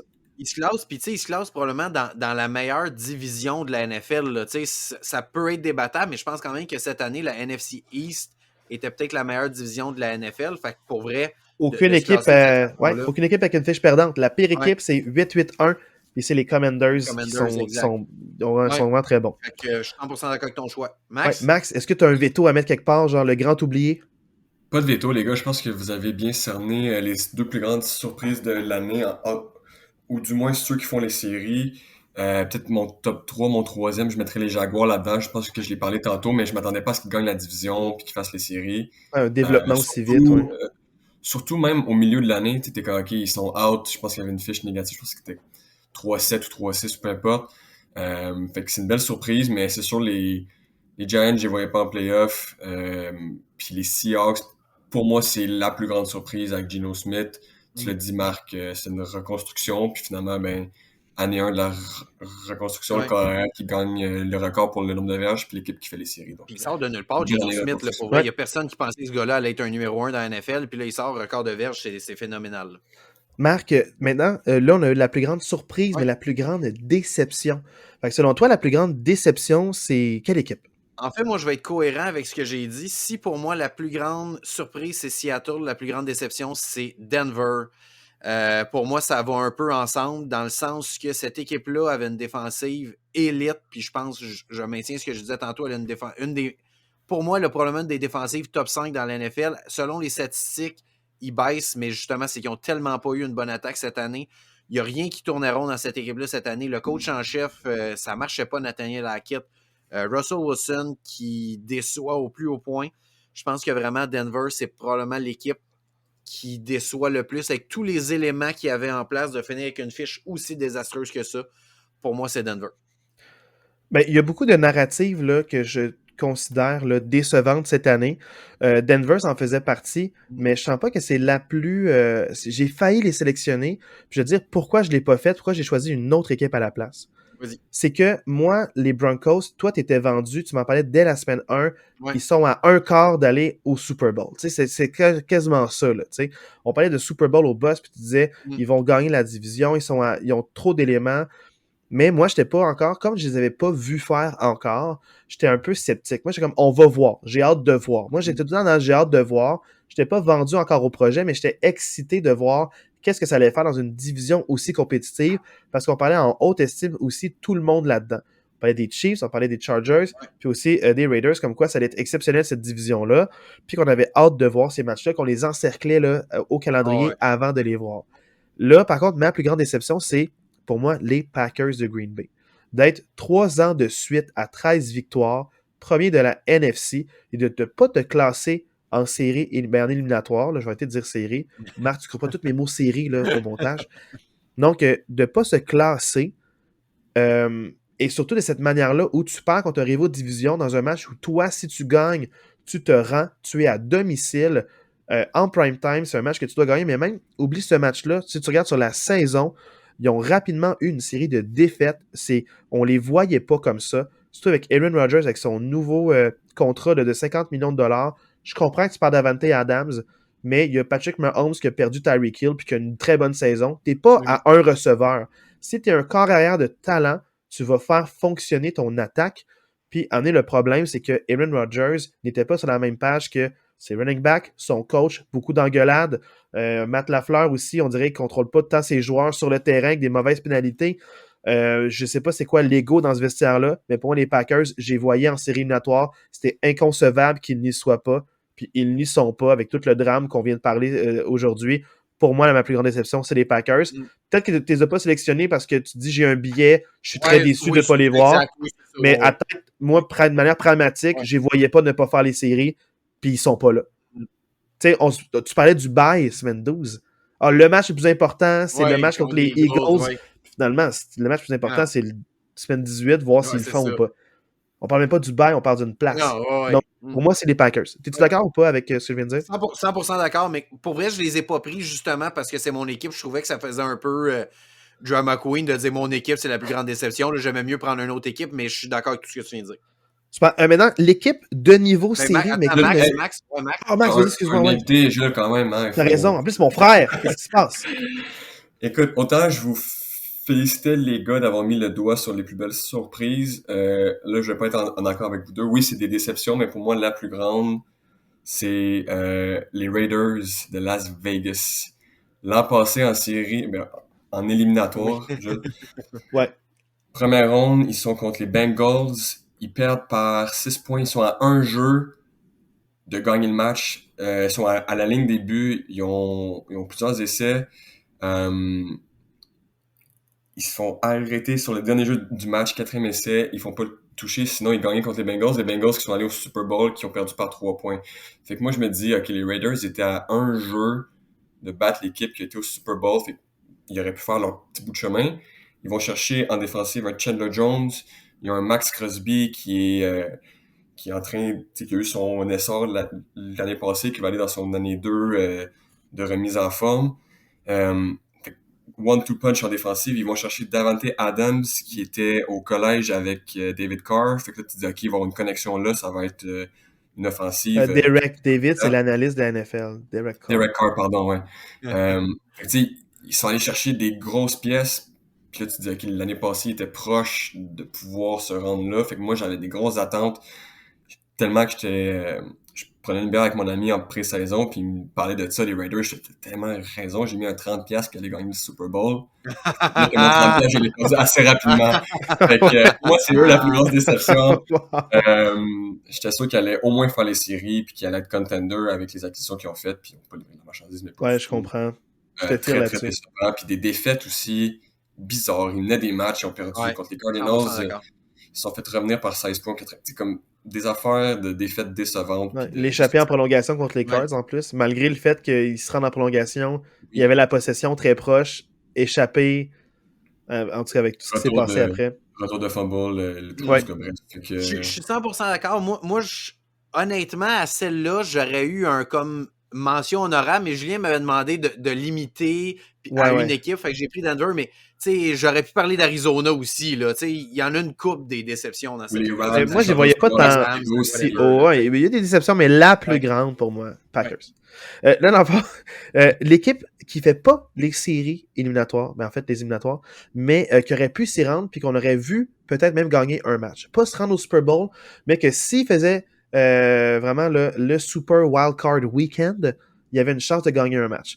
J'aimerais ça commencer là-dessus, parce que j'ai peur que Marc dise la même équipe que moi. Honnêtement, moi, je pense que dans tous les prix, je pense que c'est le prix qu'on devrait s'entendre les trois, mon feeling. Moi, c'est les Lions de Détroit. Lyon, 100% parce d'accord. Que, tu sais, c'est comme on l'a dit quand on parlait du match Packers-Lyon. Les Lions, c'est... En fait, ça, j'ai vu une statistique cette semaine en écoutant NFL Network. Puis, il y a, mettons, exemple, du top 10 des meilleures attaques de la Ligue. Il y en a juste une qui ne fait pas vraiment, dans le fond, le Super Wild Card Weekend. Puis, c'est les Lions.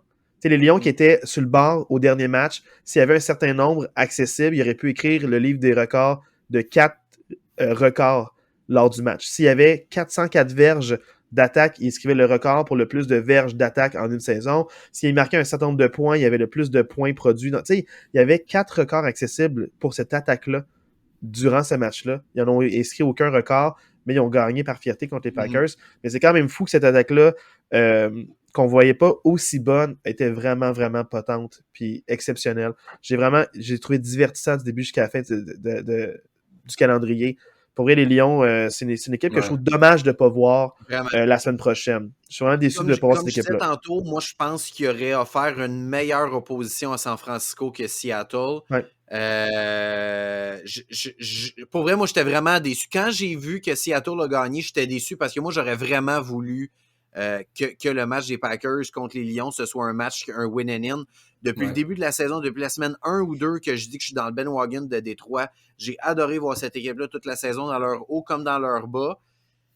Je pense vraiment que c'est une équipe qui aurait pu, on s'attend, je pense pas qu'il aurait gagné le Super Bowl, mais qui aurait pu causer une surprise dans la NFC en battant peut-être San Francisco. Là. C'est le genre d'équipe qui n'a pas peur de prendre des risques, d'aller en 4e essai, de faire des jeux farfelus, de faire des fake punts. Fait que ça a été le fun à voir, puis contre une équipe comme les 49ers, c'est sûr qu'il n'y aurait pas eu le choix de prendre des risques, fait que ça aurait été un match le fun à checker. Ouais. Oh, vraiment, surtout pour commencer, là, le Wildcard Weekend, il y a toujours des surprises, fait que, tu sais, on y aurait cru, là, tu sais, c'est l'équipe de Hard Knocks au début de saison, on les aime, on les connaît, ces joueurs-là, donc c'est agréable à voir. Là, maintenant, la question la plus difficile, même moi, je suis pas convaincu, j'ai pris une équipe, mais pour de vrai, selon vous, c'est qui les favoris pour emporter le Super Bowl? Avant même qu'il y ait un seul match d'éliminatoire, c'est qui votre équipe favorite selon vous? Pas garantie là, de gagner, mais que vous considérez qu'ils ont le plus grande chance de gagner le Super Bowl. Max, on va commencer avec toi cette fois-ci. Quelle équipe tu penses qui a le plus de chances de gagner le Super Bowl? Short and sweet, moi je pense que les Bills ont un aura autour d'eux en ce moment. Ça s'est vu dans le match contre les Patriots, deux retours de kick-off pour faire un toucher. Mais puis je repense encore à l'année passée, les playoffs contre les Chiefs. Ils auraient dû gagner ce match-là. Josh Allen, je pense qu'il va se transformer en un Mégatron pendant les playoffs. J'ai hâte de voir les Bills. Je pense qu'ils ont un aura particulier autour d'eux autres. Ils sont capables, ils ont Avec des ce qui s'est joueurs passé. clés en défense puis en attaque. Moi, j'irais avec les Bills. C'est une réponse de cœur, mais moi, j'irais avec les Bills. Je comprends. Marc, toi? Ben moi, je pense que mon jupon dépasse parce que ça fait quelques semaines que j'en parle, mais pour moi, l'équipe la plus complète de la NFL depuis au moins 4-5 semaines, c'est les 49ers. J'ai de la difficulté à voir les 49ers perdre dans la NFC. Honnêtement, il y a beaucoup de monde qui vont parler des Eagles ou peu importe. Là. Moi, j'ai de la difficulté à voir les 49ers perdre contre peu importe quelle équipe dans la NFC. Puis vu que les éliminatoires vont être tellement difficiles dans la AFC, il y a tellement de bonnes équipes dans la AFC, j'ai l'impression que les 49ers vont arriver plus en santé que peu importe quelle équipe ils vont affronter de la AFC. Fait que pour moi, c'est les 49ers qui sont favoris. Moi, j'ai tellement hésité. C'était le plus difficile. Les autres, j'avais un choix clair pour tous les prix individuels et d'équipe, mais pour celui-là, c'était extrêmement difficile. Et je suis allé avec les Eagles parce que j'ai pas le choix de respecter ce qu'ils ont fait cette saison, puis aussi leur progression, mais l'expérience. Le 5 ans là, ou 4 ans, je me rappelle plus trop, ils ont gagné un Super Bowl. Ils ont encore des joueurs comme Jason Kelce, le centre, une position super importante, qui a déjà gagné. Ils savent ce que ça prend pour se rendre là. Ils ont des jeunes dynamiques. Ils ont AJ Brown qui va avoir faim. On parle d'un Mégatron. Là. Ça fait une couple de semaines qui est super tranquille. Moi, je pense qu'ils se gardent des réserves pour quand ça compte vraiment. Ça va compter vraiment contre les grosses équipes. Jalen Hurts aussi, le jeu au sol est dynamique. Ils sont en santé. Puis Marc, pour la même raison, je pense qu'à cause que la AFC est trop stack, ils vont s'entretuer. Ouais. Il y aura trop de blessures. Puis je sens que les équipes de la NFC vont être plus en santé. Fait que je sais pas qui va passer, Eagles 49ers, mais c'est la demi-finale que je considère de la NFC. Puis peu importe qui gagne ce match-là, va gagner le Super Bowl selon moi. Puis je pense que les Eagles, ils ont un edge à cause qu'ils résident à domicile tout le long. Puis ça va vraiment donner de l'énergie à ces joueurs-là qui en ont tellement donné en plus d'énergie. Fait que j'ai pas le choix d'y aller de ce côté-là, mais ça va être un match à ne pas manquer si ça arrive. Ouais. Si ça arrive, là, ça va être le match de l'année. Ça va être exceptionnel. J'ai vraiment hâte de voir ces équipes-là jouer. Comment ça va sortir en série. Donc, vraiment, chapeau pour ça. Là, maintenant, passons au prix individuel. On va y aller avec, peut-être on va finir avec MVP. On va commencer avec le coach, puis les prix comme ça. On va aller avec le coach de l'année. Alors, Marc, pour toi, c'est qui le coach de l'année cette année dans la NFL?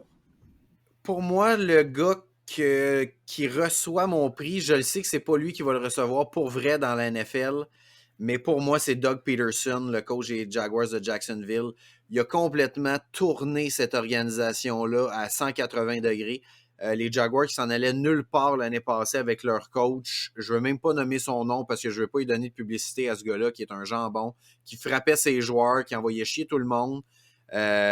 Il arrive, lui, il amène une mentalité complètement différente. Il a gagné le Super Bowl avec les Eagles. Pour vrai, il permet à son équipe de finir. Tu sais, ça a pris quelques temps avant que cette équipe-là embarque sur le droit chemin parce qu'il a changé une culture, ça ne se fait pas du jour au lendemain.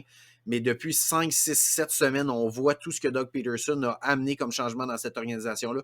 Une défensive solide, beaucoup de turnover, une attaque qui ne donne pas beaucoup le ballon. Qui est solide, un Trevor Lawrence qui a progressé cette année, puis moi j'attribue ça beaucoup à Doug Peterson. Fait que pour moi, ça serait lui mon choix. Doug Peterson. Max, toi, c'est quoi ton choix par rapport au coach de l'année? Ouais, moi je suis bien d'accord avec Marc. C'était mon choix aussi. Tu as dit, Marc, que c'est sûrement pas lui qui va le gagner. C'est le 4e en liste selon les odds pour gagner le prix. Fait que ce sera sûrement pas lui. Mais j'aimais ce qu'il a fait avec les Eagles, justement, dans leur run pour le Super Bowl. T'sais, on parlait de créativité, c'est quelqu'un qui est très créatif. On va se souvenir du jeu avec Nick Foles là, pour le toucher le Philly Special. Mais c'est quelqu'un qui est très posé aussi. Tu le vois, il est toujours calme. Je pense que il y avait un talent spécial avec Trevor Lawrence. L'an passé, ça n'a pas paru parce que tu as beau avoir un talent spécial, mais il faut que tu l'encordes, il faut que tu donnes un système de jeu pour qu'il performe. Puis Peterson, c'est ça qu'il a fait. Il avait dit qu'il a pris le rôle pour le corps arrière, puis il a démontré que comme il y avait un fit, puis effectivement, il a gardé cette équipe-là, puis il a fait des petits miracles pour qu'il gagne la division. Fait que moi aussi, c'est lui, mon prix de cœur, c'est lui qui gagnait, c'est lui qui gagnait mon vote. Moi, ça a été encore une fois difficile. J'ai pensé à lui. Puis aussi souvent, dans ce prix-là, c'est pas nécessairement les meilleurs entraîneurs ou ceux qui ont fait la meilleure qualité de travail qui vont l'emporter. C'est souvent par rapport à la fiche. Ouais. Donc, souvent, ça va être les fiches les plus hautes. Souvent, les recrues, première, deuxième année, la saveur locale, la saveur du mois. Tu sais, si je dis ça, je vais faire un petit peu de push. Là. Mike Tomlin l'a jamais gagné, puis il n'a jamais eu une saison de défaite. Fait que, tu sais, pensez-y à ce qu'il a accompli dans la NFL, champion du Super Bowl. Il n'a jamais gagné coach de l'année. Je pense qu'il aurait peut-être mérité au moins une fois dans les 15 dernières années. Là, c'est sa 16e, le prix n'est pas encore attribué. On croise les doigts, mais je pense qu'il est 20e dans la liste des odds. Mais mon choix pour moi, c'est Kyle Shanahan pour une seule et bonne raison. Ce gars-là, son équipe termine 2e de la NFC. C'est une saison que, Marc, tu considères comme favori pour gagner le Super Bowl. C'est à pas grand-chose, mais tu considères favori. Puis il est rendu à son 3e QB. Quelle équipe peut se dire, je suis rendu à mon 3e QB, puis je suis encore en train de performer à ce niveau-là. C'est exceptionnel. On commence avec Trey Lance, il se blesse. Jimmy Garoppolo, il se blesse. On arrive avec Brock Purdy, puis il performe bien en ce moment. Puis t'en parlais aussi, on vendait beaucoup ses qualités par rapport à rester calme, posé. Mais moi, je sens beaucoup que c'est de la préparation d'un entraîneur-chef. Un entraîneur va faire sortir le meilleur de chaque élément, puis il faut s'adapter. Le livre de jeu change à chaque quart arrière parce qu'ils n'ont pas les mêmes habiletés. Puis là, c'est comme s'il changeait 3 fois son livre de jeu. Il est rendu à son 3e QB, puis il est 2e de la NFC. Bravo, Kyle. C'est pas une saison facile. Puis tu mériterais ce prix-là, coach de l'année. Je te le souhaite. Je sais pas c'est quoi ses odds à lui, 100%. Mais Kyle, pour de vrai, le 3e QB, puis les gens t'estiment autant ton équipe. Bravo. Il est 2e dans les odds juste derrière le coach des Eagles, Nick Sirianni. À ton point, Jules, avant la saison, il y avait des grosses attentes avec cette équipe-là. Il était 3 victoires et 4 défaites après la semaine 7. C'est facile de s'effondrer puis que ça parte en couille, mais ils ont fini ça avec 10 victoires de suite sur leur third string corps arrière. Donc, effectivement, très, très gros travail de garder les rênes de cette équipe-là. Tout à fait. Maintenant, joueur offensif par excellence de l'année. Donc, pas le MVP, mais vraiment joueur offensif de l'année. J'aimerais commencer cette fois-ci, parce que je commence pas beaucoup, parce que j'ai peur là, qu'on me vole ce prix-là. Moi, ça a été celui que j'ai eu le plus de misère à faire. Je suis très transparent, là. Ah ouais? Je l'ai trouvé vraiment tough, celle-là. Moi, je suis allé... Ben ça, je vais te laisser terminer. Ça va être Max en 2e. Bon. Moi, je vais aller avec Josh Jacobs. Parce que Josh Jacobs, c'est un talent extraordinaire. Il a eu des belles saisons par le passé, mais avec une équipe dysfonctionnelle, avec un nouvel entraîneur-chef, avec tous les problèmes qu'ils ont eu, avec toutes les montées de lait là, que leur corps arrière a fait aussi en séance là, d'entrevue là, après match sur le podium. Josh Jacobs finit avec 1653 verges de course, 400 verges de réception, donc plus de 2000 verges d'attaque à lui, 12 touchés, 340 courses. Le seul qui a été plus sollicité, c'est Derrick Henry, qui a manqué un match. Derrick Henry, le king des courses, de toute façon. Mais Josh Jacobs a eu un énorme impact. Puis s'ils ont été compétitifs, puis on y a cru, c'est surtout grâce à Josh Jacobs, ses gros matchs. Quand il le sollicitait beaucoup, l'équipe répondait. Ça ouvrait tout le monde à l'attaque par la voie des airs. Davante Adams n'était pas couvert aussi bien que quand Josh Jacobs avait ses meilleurs matchs. Donc, c'est pas Davante Adams qui permettait à Josh Jacobs d'avoir ses courses, c'est les courses de Josh Jacobs qui permettaient à Davante Adams d'être ouvert comme il l'était, d'avoir les performances qu'il a pu avoir durant la saison. Donc, pour moi, Josh Jacobs, c'est vraiment, selon moi, le joueur offensif par excellence. Il ne gagnera pas parce que son équipe ne fait pas les éliminatoires, mais pour moi, là, c'est toute une saison, puis il peut être fier de ce qu'il a mis comme footage. Blessé au doigt fracturé, il revient au jeu quand même, il continue comme si de rien n'était. Ça ne l'a pas aidé sa prise en balle, pas de fumble. Donc, chapeau à Josh Jacobs. J'adore ton choix. Je respecte 100% ton choix, Max. Ouais. Merci, Marc. Super bon choix. Puis au point de marque, moi aussi, ça a été un peu compliqué. Fait que j'avais comme 2 réponses. Fait que Josh Jacobs en étant une, je vais y aller avec ma 2e. AJ Brown, pour moi, grosse comeback season. Ça l'avait pu avec Tennessee. Il a dynamisé l'attaque des Eagles. Puis la connexion qu'il avait avec Hurts. Il y a eu des très, très gros matchs. Un joueur qui est électrisant. Je pense qu'il est 4e pour le plus de verges par la passe, 11 touchés. C'est un peu comme une rédemption pour lui et ça a été difficile avec Tennessee dans les dernières années. Fait que gros comeback season. Il a mis des chiffres sur... il était électrisant là, sur le terrain. Donc, moi, j'irai avec ma sélection avec AJ Brown. J'adore ton choix aussi. Moi, je vais vous poser une petite question pour mon choix parce que moi, je vous le dis, c'est champ gauche. Vox Pop, là. Selon vous, cette année, là, on jase. Les 3 meilleures attaques aériennes de la NFL, c'est qui? Les 3 équipes qui ont la meilleure attaque aérienne. Kansas City. OK. Tampa Bay? Non, ça... Brady, il y avait 50 passes tentées par match, fait que j'ai pris un guess, en tout cas, moi, je les considère pas. Là, en tout cas, Kansas City, les Bills, puis... Les Bengals. Les Bengals, parfait. J'y vais dans l'ordre que vous venez de le dire. Bengals, c'est qui le wide receiver numéro 1 des Bengals? Jamar Chase. Le wide receiver numéro 1 des Bills. Stefan Diggs. Le wide receiver numéro 1 de Kansas City. Travis Kelce. Le wide receiver numéro 1 de Kansas City. Juju Smith-Schuster. Merci. Donc, pour toutes ces bonnes raisons, le joueur offensif par excellence de la saison, c'est Travis Kelce. 1338 verges, 12 touchés. Ce gars-là, il porte l'attaque aérienne des Chiefs sur ses épaules. C'est un tight end. C'est extraordinaire ce qu'il fait année après année. Pour vrai, tu le disais tantôt, Julien, ils ont perdu Tyreek Hill, puis même à ça, Patrick Mahomes, il y a une saison de débile mental avec, sérieusement, aucun receveur numéro 1. Tu sais, quand tu dis que c'est Juju Smith-Schuster, son receveur numéro 1, clairement, tu n'as pas de receveur numéro 1. Là. On parlait d'Aaron Rodgers qui a perdu Davante Adams, qui n'a pas de receveur numéro 1. Ben, clairement, Patrick Mahomes, il a perdu la même chose puis il a été capable de reproduire une saison aussi bonne, en grande partie à cause de Travis Kelce. Pour moi, c'est Travis Kelce, le joueur offensif par excellence. Oui, Max? J'adore ton choix, Marc. J'adore ta prémisse. Fais plus de Vox Pop. Le pire, c'est qu'on s'en était pas parlé, puis vous avez donné exactement les 3 équipes que je m'attendais que vous sortiez. J'adore ça. Ah, mais on écoute de football, Marc. Qu'est-ce que tu penses qu'on fait? Non, mais vous auriez. L'autre équipe que je pensais que vous auriez peut-être sorti, c'était Minnesota avec Jefferson. Ouais. Non, mais c'est juste lui, il n'y a personne d'autre. Non, je le sais, mais. Je suis quand même étonné que les 3, il n'y ait personne qui ait sorti Jefferson, mais je pense quand même que parce qu'on sait que c'est le seul, les autres, c'est pas ça. Là, maintenant. Je un peu de champ gauche, puis non, c'est ça, mais juste pour conclure, j'adore ton choix, Marc. J'adore la prémisse que tu as faite. Là, je me sais plus si je m'en allais avec ça. Ah oui, puis Kelce a 33 ans, puis de mettre les chiffres qu'il vient de mettre à 33 ans. Day in, day out, c'est encore plus honorable. Puis j'écoutais un autre podcast qui parlait de foot, puis il y avait un hot take qui disait que Kelce, il allait être pas bon cette année, puis ça allait être un tank, qu'il allait tanker. Fait que, écoute, c'est année après année, puis à ton point, chapeau. Fait que, mais bon choix. Ouais, puis Travis Kelce, il est super intelligent, il sait où se placer, il sait comment donner, il sait où se positionner, il fait des bonnes routes, des bonnes lectures. Il est vraiment intelligent. Fait que c'est un joueur qui mérite tout ce qu'il y a, puis bravo à lui. Là. C'est exceptionnel ce qu'il fait sur le terrain en ce moment. Maintenant, joueur défensif par excellence.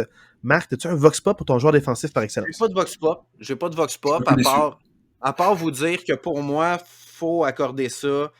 Un joueur qui est dans la meilleure défensive de la Ligue. Pour moi, la meilleure défensive de la Ligue, c'est San Francisco. Moi, j'ai pas le choix de le donner à Nick Bosa. 18,5 sacs numéro 1 dans la Ligue. Dans la meilleure défensive de la Ligue, moi, je pense que ça va de soi que c'est Nick Bosa, le joueur défensif de la Ligue. Max? Je surfe la vague. Nick Bosa. Moi aussi, j'avais plus de stats pour lui.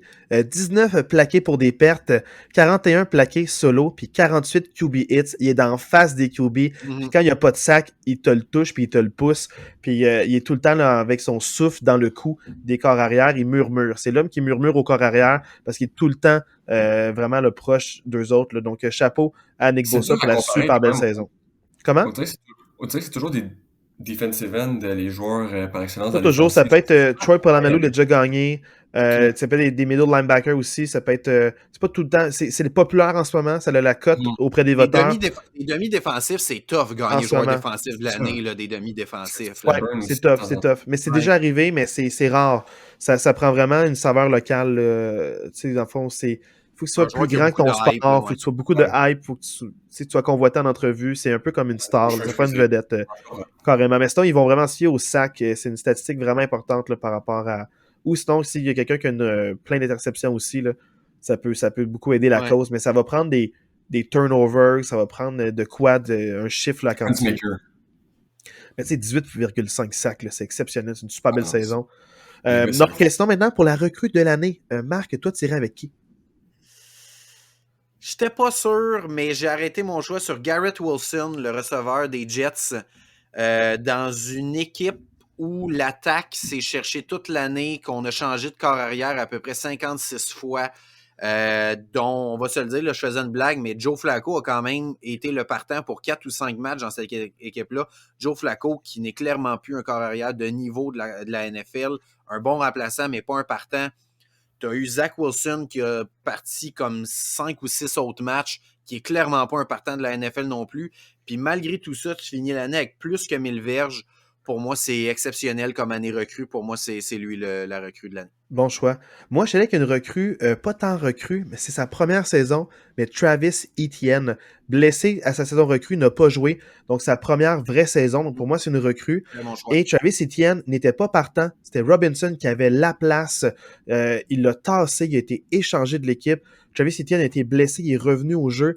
Puis Travis Etienne, c'est le 3e joueur de cette équipe-là qui a plus que 5 verges par course. Il y a 5,1 verges par course, c'est exceptionnel.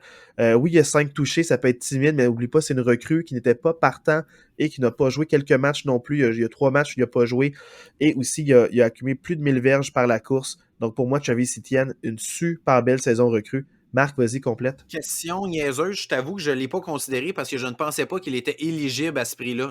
C'est peut-être moi qui dors au gaz, là. Non, mais c'est parce que c'est sa première saison. Fait que c'est sa première saison qu'il joue. Il n'a pas joué l'année passée. Il n'a pas joué l'année passée du tout. Il a joué 0 match. En tout cas, je le sais. Mais c'est ça que peut-être que je triche. Mais c'est ça, ouais, c'est ça, je sais pas. Parce que pour vrai, je l'ai tassé d'emblée parce que je pensais pas qu'il était considéré comme un rookie. Oui, parce que c'est sa saison recrue, il n'a pas joué. Il a été drafté il y a un an, mais il n'a pas joué du tout. Fait que, techniquement, il est éligible, je pense.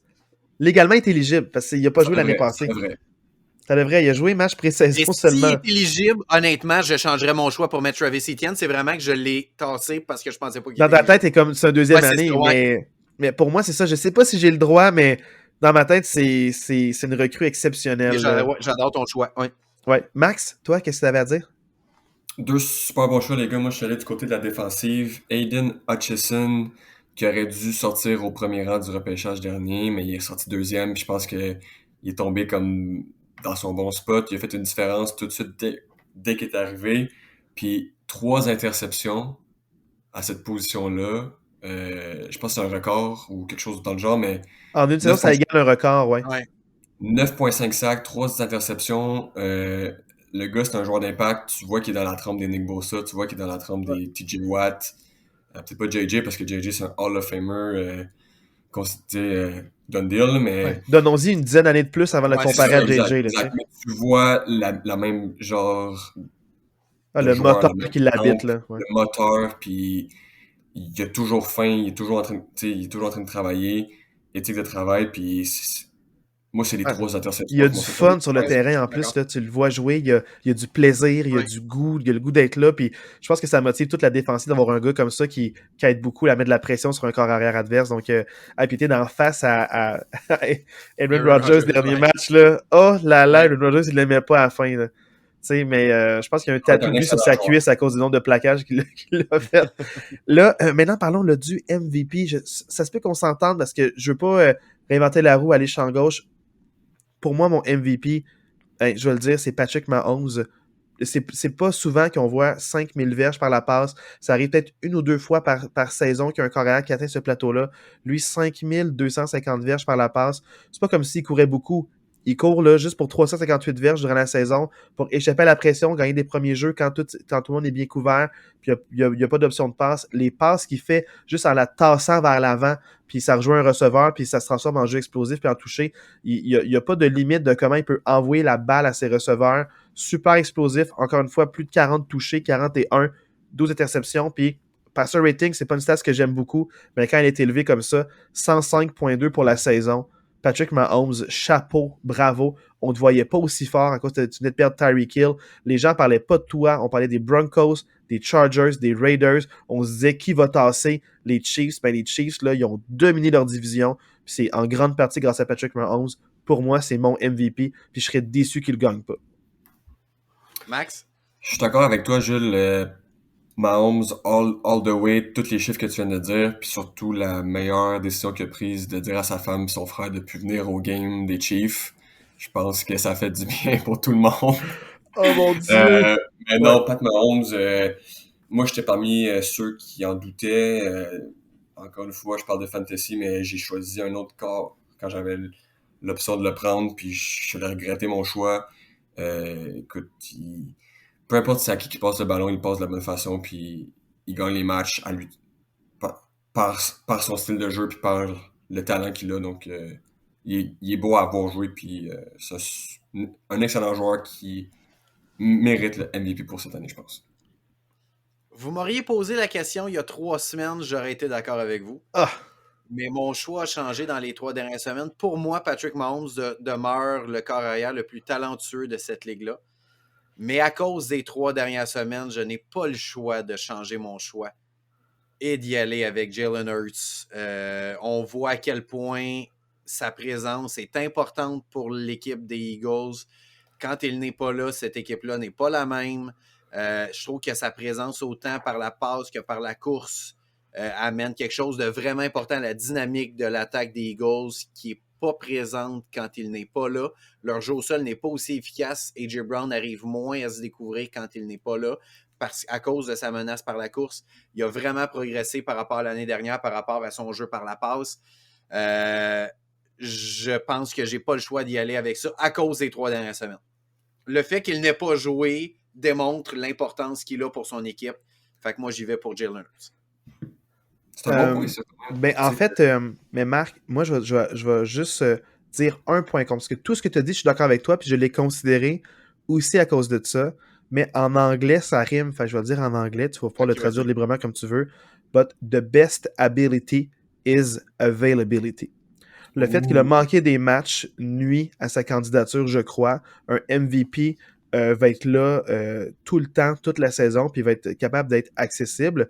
Puis aussi, c'est que le fait que tu vas pas dire des choses que l'équipe ne fait pas. L'équipe, dans la situation où elle était à 13-1, peut se dire on peut être relax ce match-ci.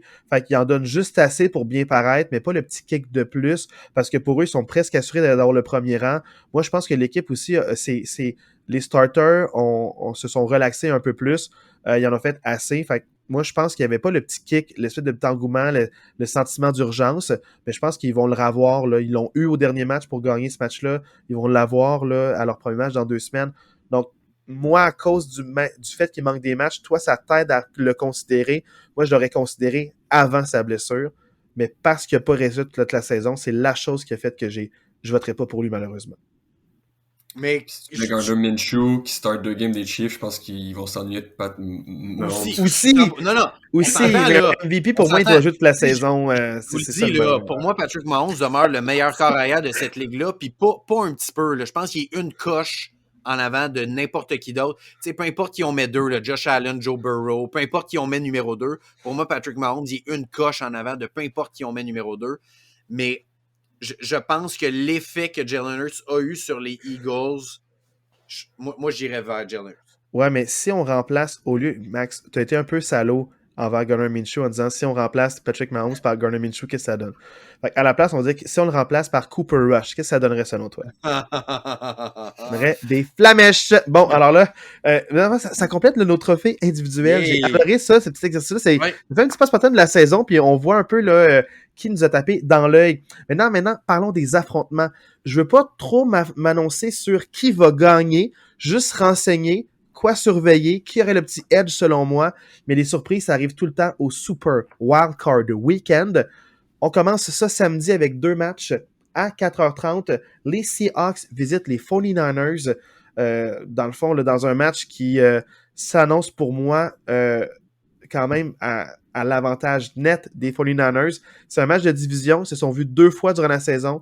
Les 49ers ont perdu aucun match de division. Moi, je pense qu'ils vont l'avoir. Ils savent comment battre les Seahawks. Puis je pense qu'ils ont assez de talent auprès des joueurs pour compétitionner puis rivaliser avec la défensive des 49ers. Donc, moi, je sens vraiment que le petit edge, c'est par rapport à San Francisco. Toi, Marc? Max, veux-tu... Ouais, vas-y, Marc.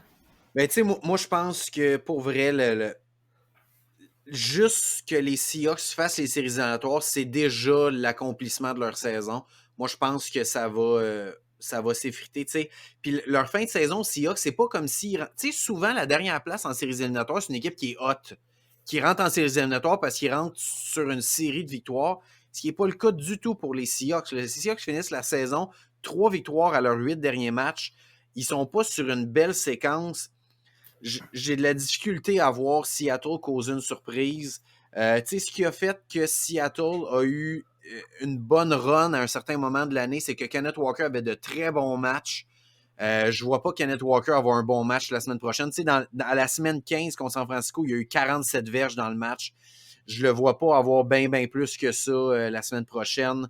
Tu sais, dans les... Tu sais, Marc, faire du push, 47 verges, dont 30, c'est il tombe vers l'avant. Ouais, donc, tu sais, c'est... puis pour vrai, tu sais, dans les 4 derniers matchs, Geno Smith, tu sais, oui, il y a eu une super belle saison, mais si on regarde juste ces 4 derniers matchs, il n'y a jamais, dans les 4 derniers matchs de la saison, il n'y a pas une seule fois qu'il a fait plus que 240 verges, 5 touchés, 3 interceptions et surtout 12 sacs dans ces 4 derniers matchs. Contre la défensive des 49ers, j'ai l'impression que l'attaque des Seahawks va se faire manger tout rond. Fait que pour toutes ces raisons, moi, je vois pas Seattle causer de surprise là. Je pense que oui. Ouais, même chose pour moi. Les Niners, je pense qu'on les voit pour au moins le NFC Championship. Ouais. Le seul point d'interrogation, ce serait, je te dirais, sur Brock Purdy, son premier match de série. Mais tu sais, à date, il a géré la pression, il a eu des performances de feu. Le fait qu'il soit à domicile va l'aider pour l'encourager un peu et éponger ça. C'est le question mark, mais il n'est pas assez gros pour que je doute que les Niners... Non, mais le match intéressant pour moi, c'est les Chargers qui font enfin les séries, les éliminatoires avec Justin Herbert contre les jeunes Jaguars de Jacksonville. Beaucoup de jeunes joueurs là, qui vont faire leur premier match en éliminatoire. Donc, j'ai vraiment hâte de voir là, qui va prendre le edge. Est-ce que les blessures des Chargers sont trop importantes pour gagner ce match-là? Est-ce qu'ils ont assez d'éléments pour pouvoir vraiment créer une opposition contre les Jaguars qui peuvent avoir une excellente défensive, mais aussi une attaque qui été par moments très explosive. Donc, les Jaguars sont surprenants, mais ça ne me surprendrait pas qu'ils gagnent contre les Chargers à ce moment-là pour ce match de samedi. Vous, est-ce que vous pensez un peu comme moi que les Jaguars risquent de l'emporter contre les Chargers ou vous voyez les Chargers battre les Jaguars plus facilement que je penserais? C'est... Les deux équipes qui ont joué contre en saison, les Jaguars sont été à Los Angeles puis ont donné une bonne rince aux Chargers, fait que j'ai pas de misère à croire qu'ils ont le potentiel de gagner ce match-là. Ils jouent à domicile, leur défensive a été solide la semaine 18 contre Tennessee. Écoute, moi je pense que ça va être un match haut en couleur. Herbert, j'ai hâte de le voir jouer. Premier match de série. Fait que j'ai hâte de voir ce match-là, puis je pense que ça va jouer à une possession. Mais Max, ce match-là, si je me rappelle bien, on avait parlé, Marc puis moi, puis je pense qu'il n'y avait pas Keenan Allen ni Mike Williams. Fait que tu sais, il manquait quand même beaucoup de receveurs pour compétitionner. Fait que c'est pas les mêmes éléments qui vont jouer. Fait que je comprends que le match en saison, ils ont le potentiel, mais c'est pas garant de maintenant, ce que les équipes font maintenant. Mais je pense encore que les Jaguars vont donner une rince aux Chargers. Mais c'est pas. Je veux pas me fier au match d'avant parce qu'ils n'ont pas les mêmes éléments du tout. C'est sûr, puis ça va pas être un copier-coller du même match, mais si l'équipe a été capable de battre l'autre équipe, c'est quelque chose qui peut... Qu'ils peuvent recréer, dans le fond. Il faut s'y attendre. Je pense que l'écart est à -1 là, sur pour moi, c'est le match le plus coin toss de la fin de semaine. Je pense vraiment là, que dans tout ce Super Wildcard Weekend, je pense que c'est le match où c'est le plus difficile de voir qui va gagner ce match-là. Tu sais, c'est deux équipes qui arrivent super hot en séries éliminatoires. Tu sais, Jacksonville, 5 victoires de suite, 6 à leurs 7 derniers matchs. Les Chargers, ils ont gagné 5 de leurs 7 derniers matchs. Pour moi, ça va vraiment se jouer dans l'attaque des Chargers face à la défensive des Jaguars. Si on regarde les Chargers, ils ont une moyenne de 26 points marqués à leurs 3 derniers matchs. Et la défensive des Jaguars a accordé 7 points par match dans leurs 3 derniers matchs. 7 points par match, c'est vraiment pas beaucoup. Là. La défensive des Jaguars est vraiment red hot en ce moment. Solide. Pour moi, ça va vraiment se jouer là, l'attaque des Chargers contre la défensive. Fait que si l'attaque des Chargers est capable de marquer plus que 20 points, moi, je pense que les Chargers vont gagner. Si la défensive des Jaguars est capable de limiter l'attaque en bas de 20 points, je pense que les Jaguars vont l'emporter. Ça va vraiment être une guerre là. C'est vraiment un match que j'ai hâte de voir. Ça va être un vraiment bon match de football. Ouais, puis en plus, ça, c'est comme tu as dit, là, tout peut arriver. Ouais. Fait que ça risque d'être divertissant jusqu'à la fin. C'est peut-être même que les défensives vont peut-être créer la différence dans ce match-là, comme les Jaguars ont fait contre les Titans la semaine dernière. Donc là, maintenant, les Bills contre les Dolphins à 1h. Les Dolphins qui visitent les Bills dans le froid. Donc le match ne va pas être à 120 degrés Fahrenheit sur les lignes de côté contre les Bills déshydratés, mais bel et bien dans le froid et peut-être même la neige à Buffalo. Donc, pour moi, c'est un no contest, no show, surtout avec la blessure à Tua puis la santé des joueurs. je vois les Bills gagner ce match-là. Je peux toujours être surpris. Les Dolphins ont des bons éléments en défensive, mais je pense pas qu'ils en ont assez pour freiner les Bills. Je pense que ça peut être serré au début, mais c'est une question de temps avant que les Bills mettent beaucoup de points au tableau. Les Bills vont gagner ce match-là. Surtout que tu parlais de l'aura, Max, autour des Bills. Moi, c'est une équipe que je mets pour le Super Bowl, fait que c'est sûr que... Je sais pas si je suis biaisé, ouais, mais je sais pas si c'est biaisé par mon souhait de voir les Dolphins perdre à cause de comment ils ont géré là, les différentes blessures, mais on dirait, même vrai, si je suis pas biaisé, je le vois pas comment les Dolphins peuvent gagner ce match-là. Pour vrai, les Bills finissent leur saison avec 7 victoires de suite. Les Dolphins ont eu 5 défaites de suite avant leur petite victoire QQ contre les Jets à la fin de la dernière semaine. Là. Pour vous donner une idée, dans les 5 défaites de suite, la défensive des Dolphins a accordé une moyenne de 27 points par match. Et dans leur séquence de 7 victoires de suite, les Bills marquent 30 points par match en moyenne. Je vois pas comment la défensive de Miami va réussir à arrêter l'attaque de Buffalo. Puis sans Tua, l'attaque de Miami ne mettra pas 30 points sur le tableau. Fait que pour moi, c'est dans la poche pour les Bills, ce match-là. Ouais, t'as raison. Moi, le match qui m'intéresse le plus et qui m'intrigue énormément, c'est les Giants qui visitent les Vikings. Les Vikings avec une fin de saison très chancelante et les Giants avec une excellente défensive. Est-ce qu'ils vont en faire assez pour limiter Justin Jefferson, puis peut-être même soit leur tight end ou qui sait Dalvin Cook. Donc, les Vikings ont tous les éléments pour mettre beaucoup de points au tableau, mais les Giants freinent les meilleurs éléments des équipes adverses, puis sont bien coachés. Fait que j'ai vraiment, vraiment hâte de voir ce duel-là. Je pense que ça va jouer à pas grand-chose. Julien, on est des bons amis. Je savais que tu allais dire ça. Je te connais bien. Je savais que tu allais parler de la très bonne défensive des Giants. Tu veux-tu savoir, dans leurs 8 derniers matchs, les Giants ont accordé combien de points par match? Sûrement une moyenne de 2,5. C'est 25 points par match accordés, la défensive des Giants dans leurs 8 derniers matchs. Je ne vois pas comment ils vont arrêter l'attaque des... Contre qui? Parle-moi, contre qui? Ben, contre toutes les équipes. Ils ont une fiche de 2-5-1 là, dans leurs 8 derniers matchs. Là. Ils ont affronté 2 fois Washington, ils ont affronté 2 fois les Eagles, 1 fois Dallas. Pour moi, je les vois pas. Je les vois pas. Ah, mais Marc, je comprends que tu les vois pas, mais juste te dire, maîtriser l'attaque. On s'entend, on s'entend, s'il y a un hater sur Minnesota ici, c'est bien moi. Là, j'ai passé toute l'année à dire à quel point Minnesota, je les voyais pas et qu'ils étaient pas bons. Là. Fait que venez pas dire que je suis un Minnesota lover. Là. Non, j'ai passé toute l'année à dire que Minnesota, je les aimais pas.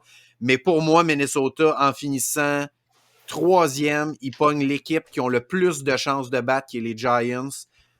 Qui finissent avec une fin de saison, on va se le dire, dégueulasse. Ils finissent l'année 2-5-1. 25 points par match accordés à leurs 8 derniers matchs. Moi, je ne vois pas du tout les Giants être compétitifs dans ce match-là. Moi, ce que j'ai à dire, Marc, c'est que en série, en éliminatoire, c'est une autre bête. Puis les défensives font la différence, surtout dans les Super Wildcard Weekend. Je m'attends à ce que tu sois surpris parce que toi, tu es habitué de voir les grosses attaques. Tu m'en parlais la semaine dernière. C'est pas un genre de match Ravens-Steelers que je suis habitué. L'attaque des Giants ne donne pas moins de points, mais la défense de Minnesota, c'est ça l'affaire. Tu dis ça, laisse-moi finir, man, parce que, tu sais, l'année passée, quand les Packers perdent, là, genre 13-10 là, sur un bloc field goal ou punt, là, tu sais, contre les 49ers, là, puis tu étais surpris, choqué. Les Packers ont beau marquer en saison 35 points par match. Quand ça compte vraiment, puis en éliminatoire, les défensives ont le don de faire la différence. Puis surtout quand tu es un peu stressant au début de match, quand c'est le premier match, t'es pas rodé, ça devient important, t'es face à l'élimination. Les Vikings ont pas joué de match face à l'élimination depuis longtemps. Ça fait longtemps qu'ils ont une bonne fiche, ils pouvaient en perdre des matchs. Je sens vraiment que c'est le match qui peut surprendre le plus de monde. Puis je sais que la plupart des gens vont dire les Vikings, mais moi je sens que ceux qui ont vraiment le edge, je pense vraiment que les Giants peuvent créer la surprise, ils ont tout ce qu'il faut pour le faire. Fait que c'est quoi ton pick, Jules? Est-ce que si t'avais un petit 2 à mettre, tu mettrais ça Giants? Giants, ouais. OK. J'ai une question pour vous, les gars. Est-ce que jouer en série, les jouer à 5h30, est-ce que c'est considéré comme prime time? Je sais où tu t'en vas, c'est chiant. C'est considéré comme prime time? Tu veux juste plein de chaînes autour du cou et des lunettes fumées, là, Kirk Cousins. J'adore Kirk, j'y souhaite. Pour vrai, moi, les Vikings, ils ont eu beaucoup de hype dans les dernières années, ils ont eu beaucoup de bons éléments, des bonnes saisons.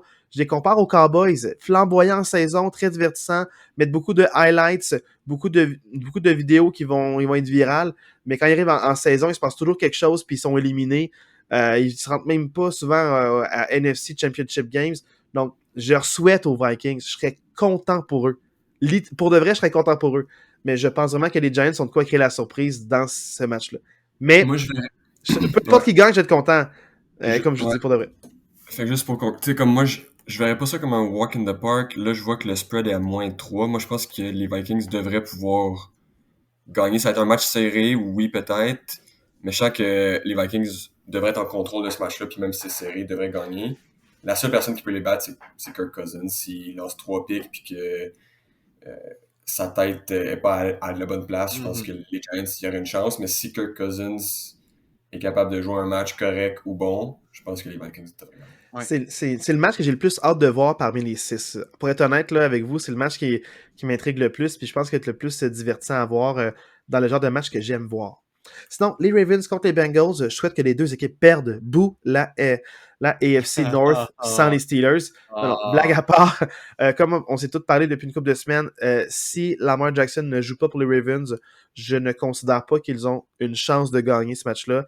C'est un rematch de la semaine dernière. J'en parlais que des fois, à cause que c'est des matchs de division, les équipes peuvent se réaffronter 2 semaines de suite. C'est le cas avec les Ravens contre les Bengals, puis je pense pas que ça va faire une différence. Si Lamar Jackson joue, puis son genou tient la route, peut-être qu'ils peuvent créer la surprise, mais ça serait la seule chose qui me ferait dire que les Ravens ont une chance.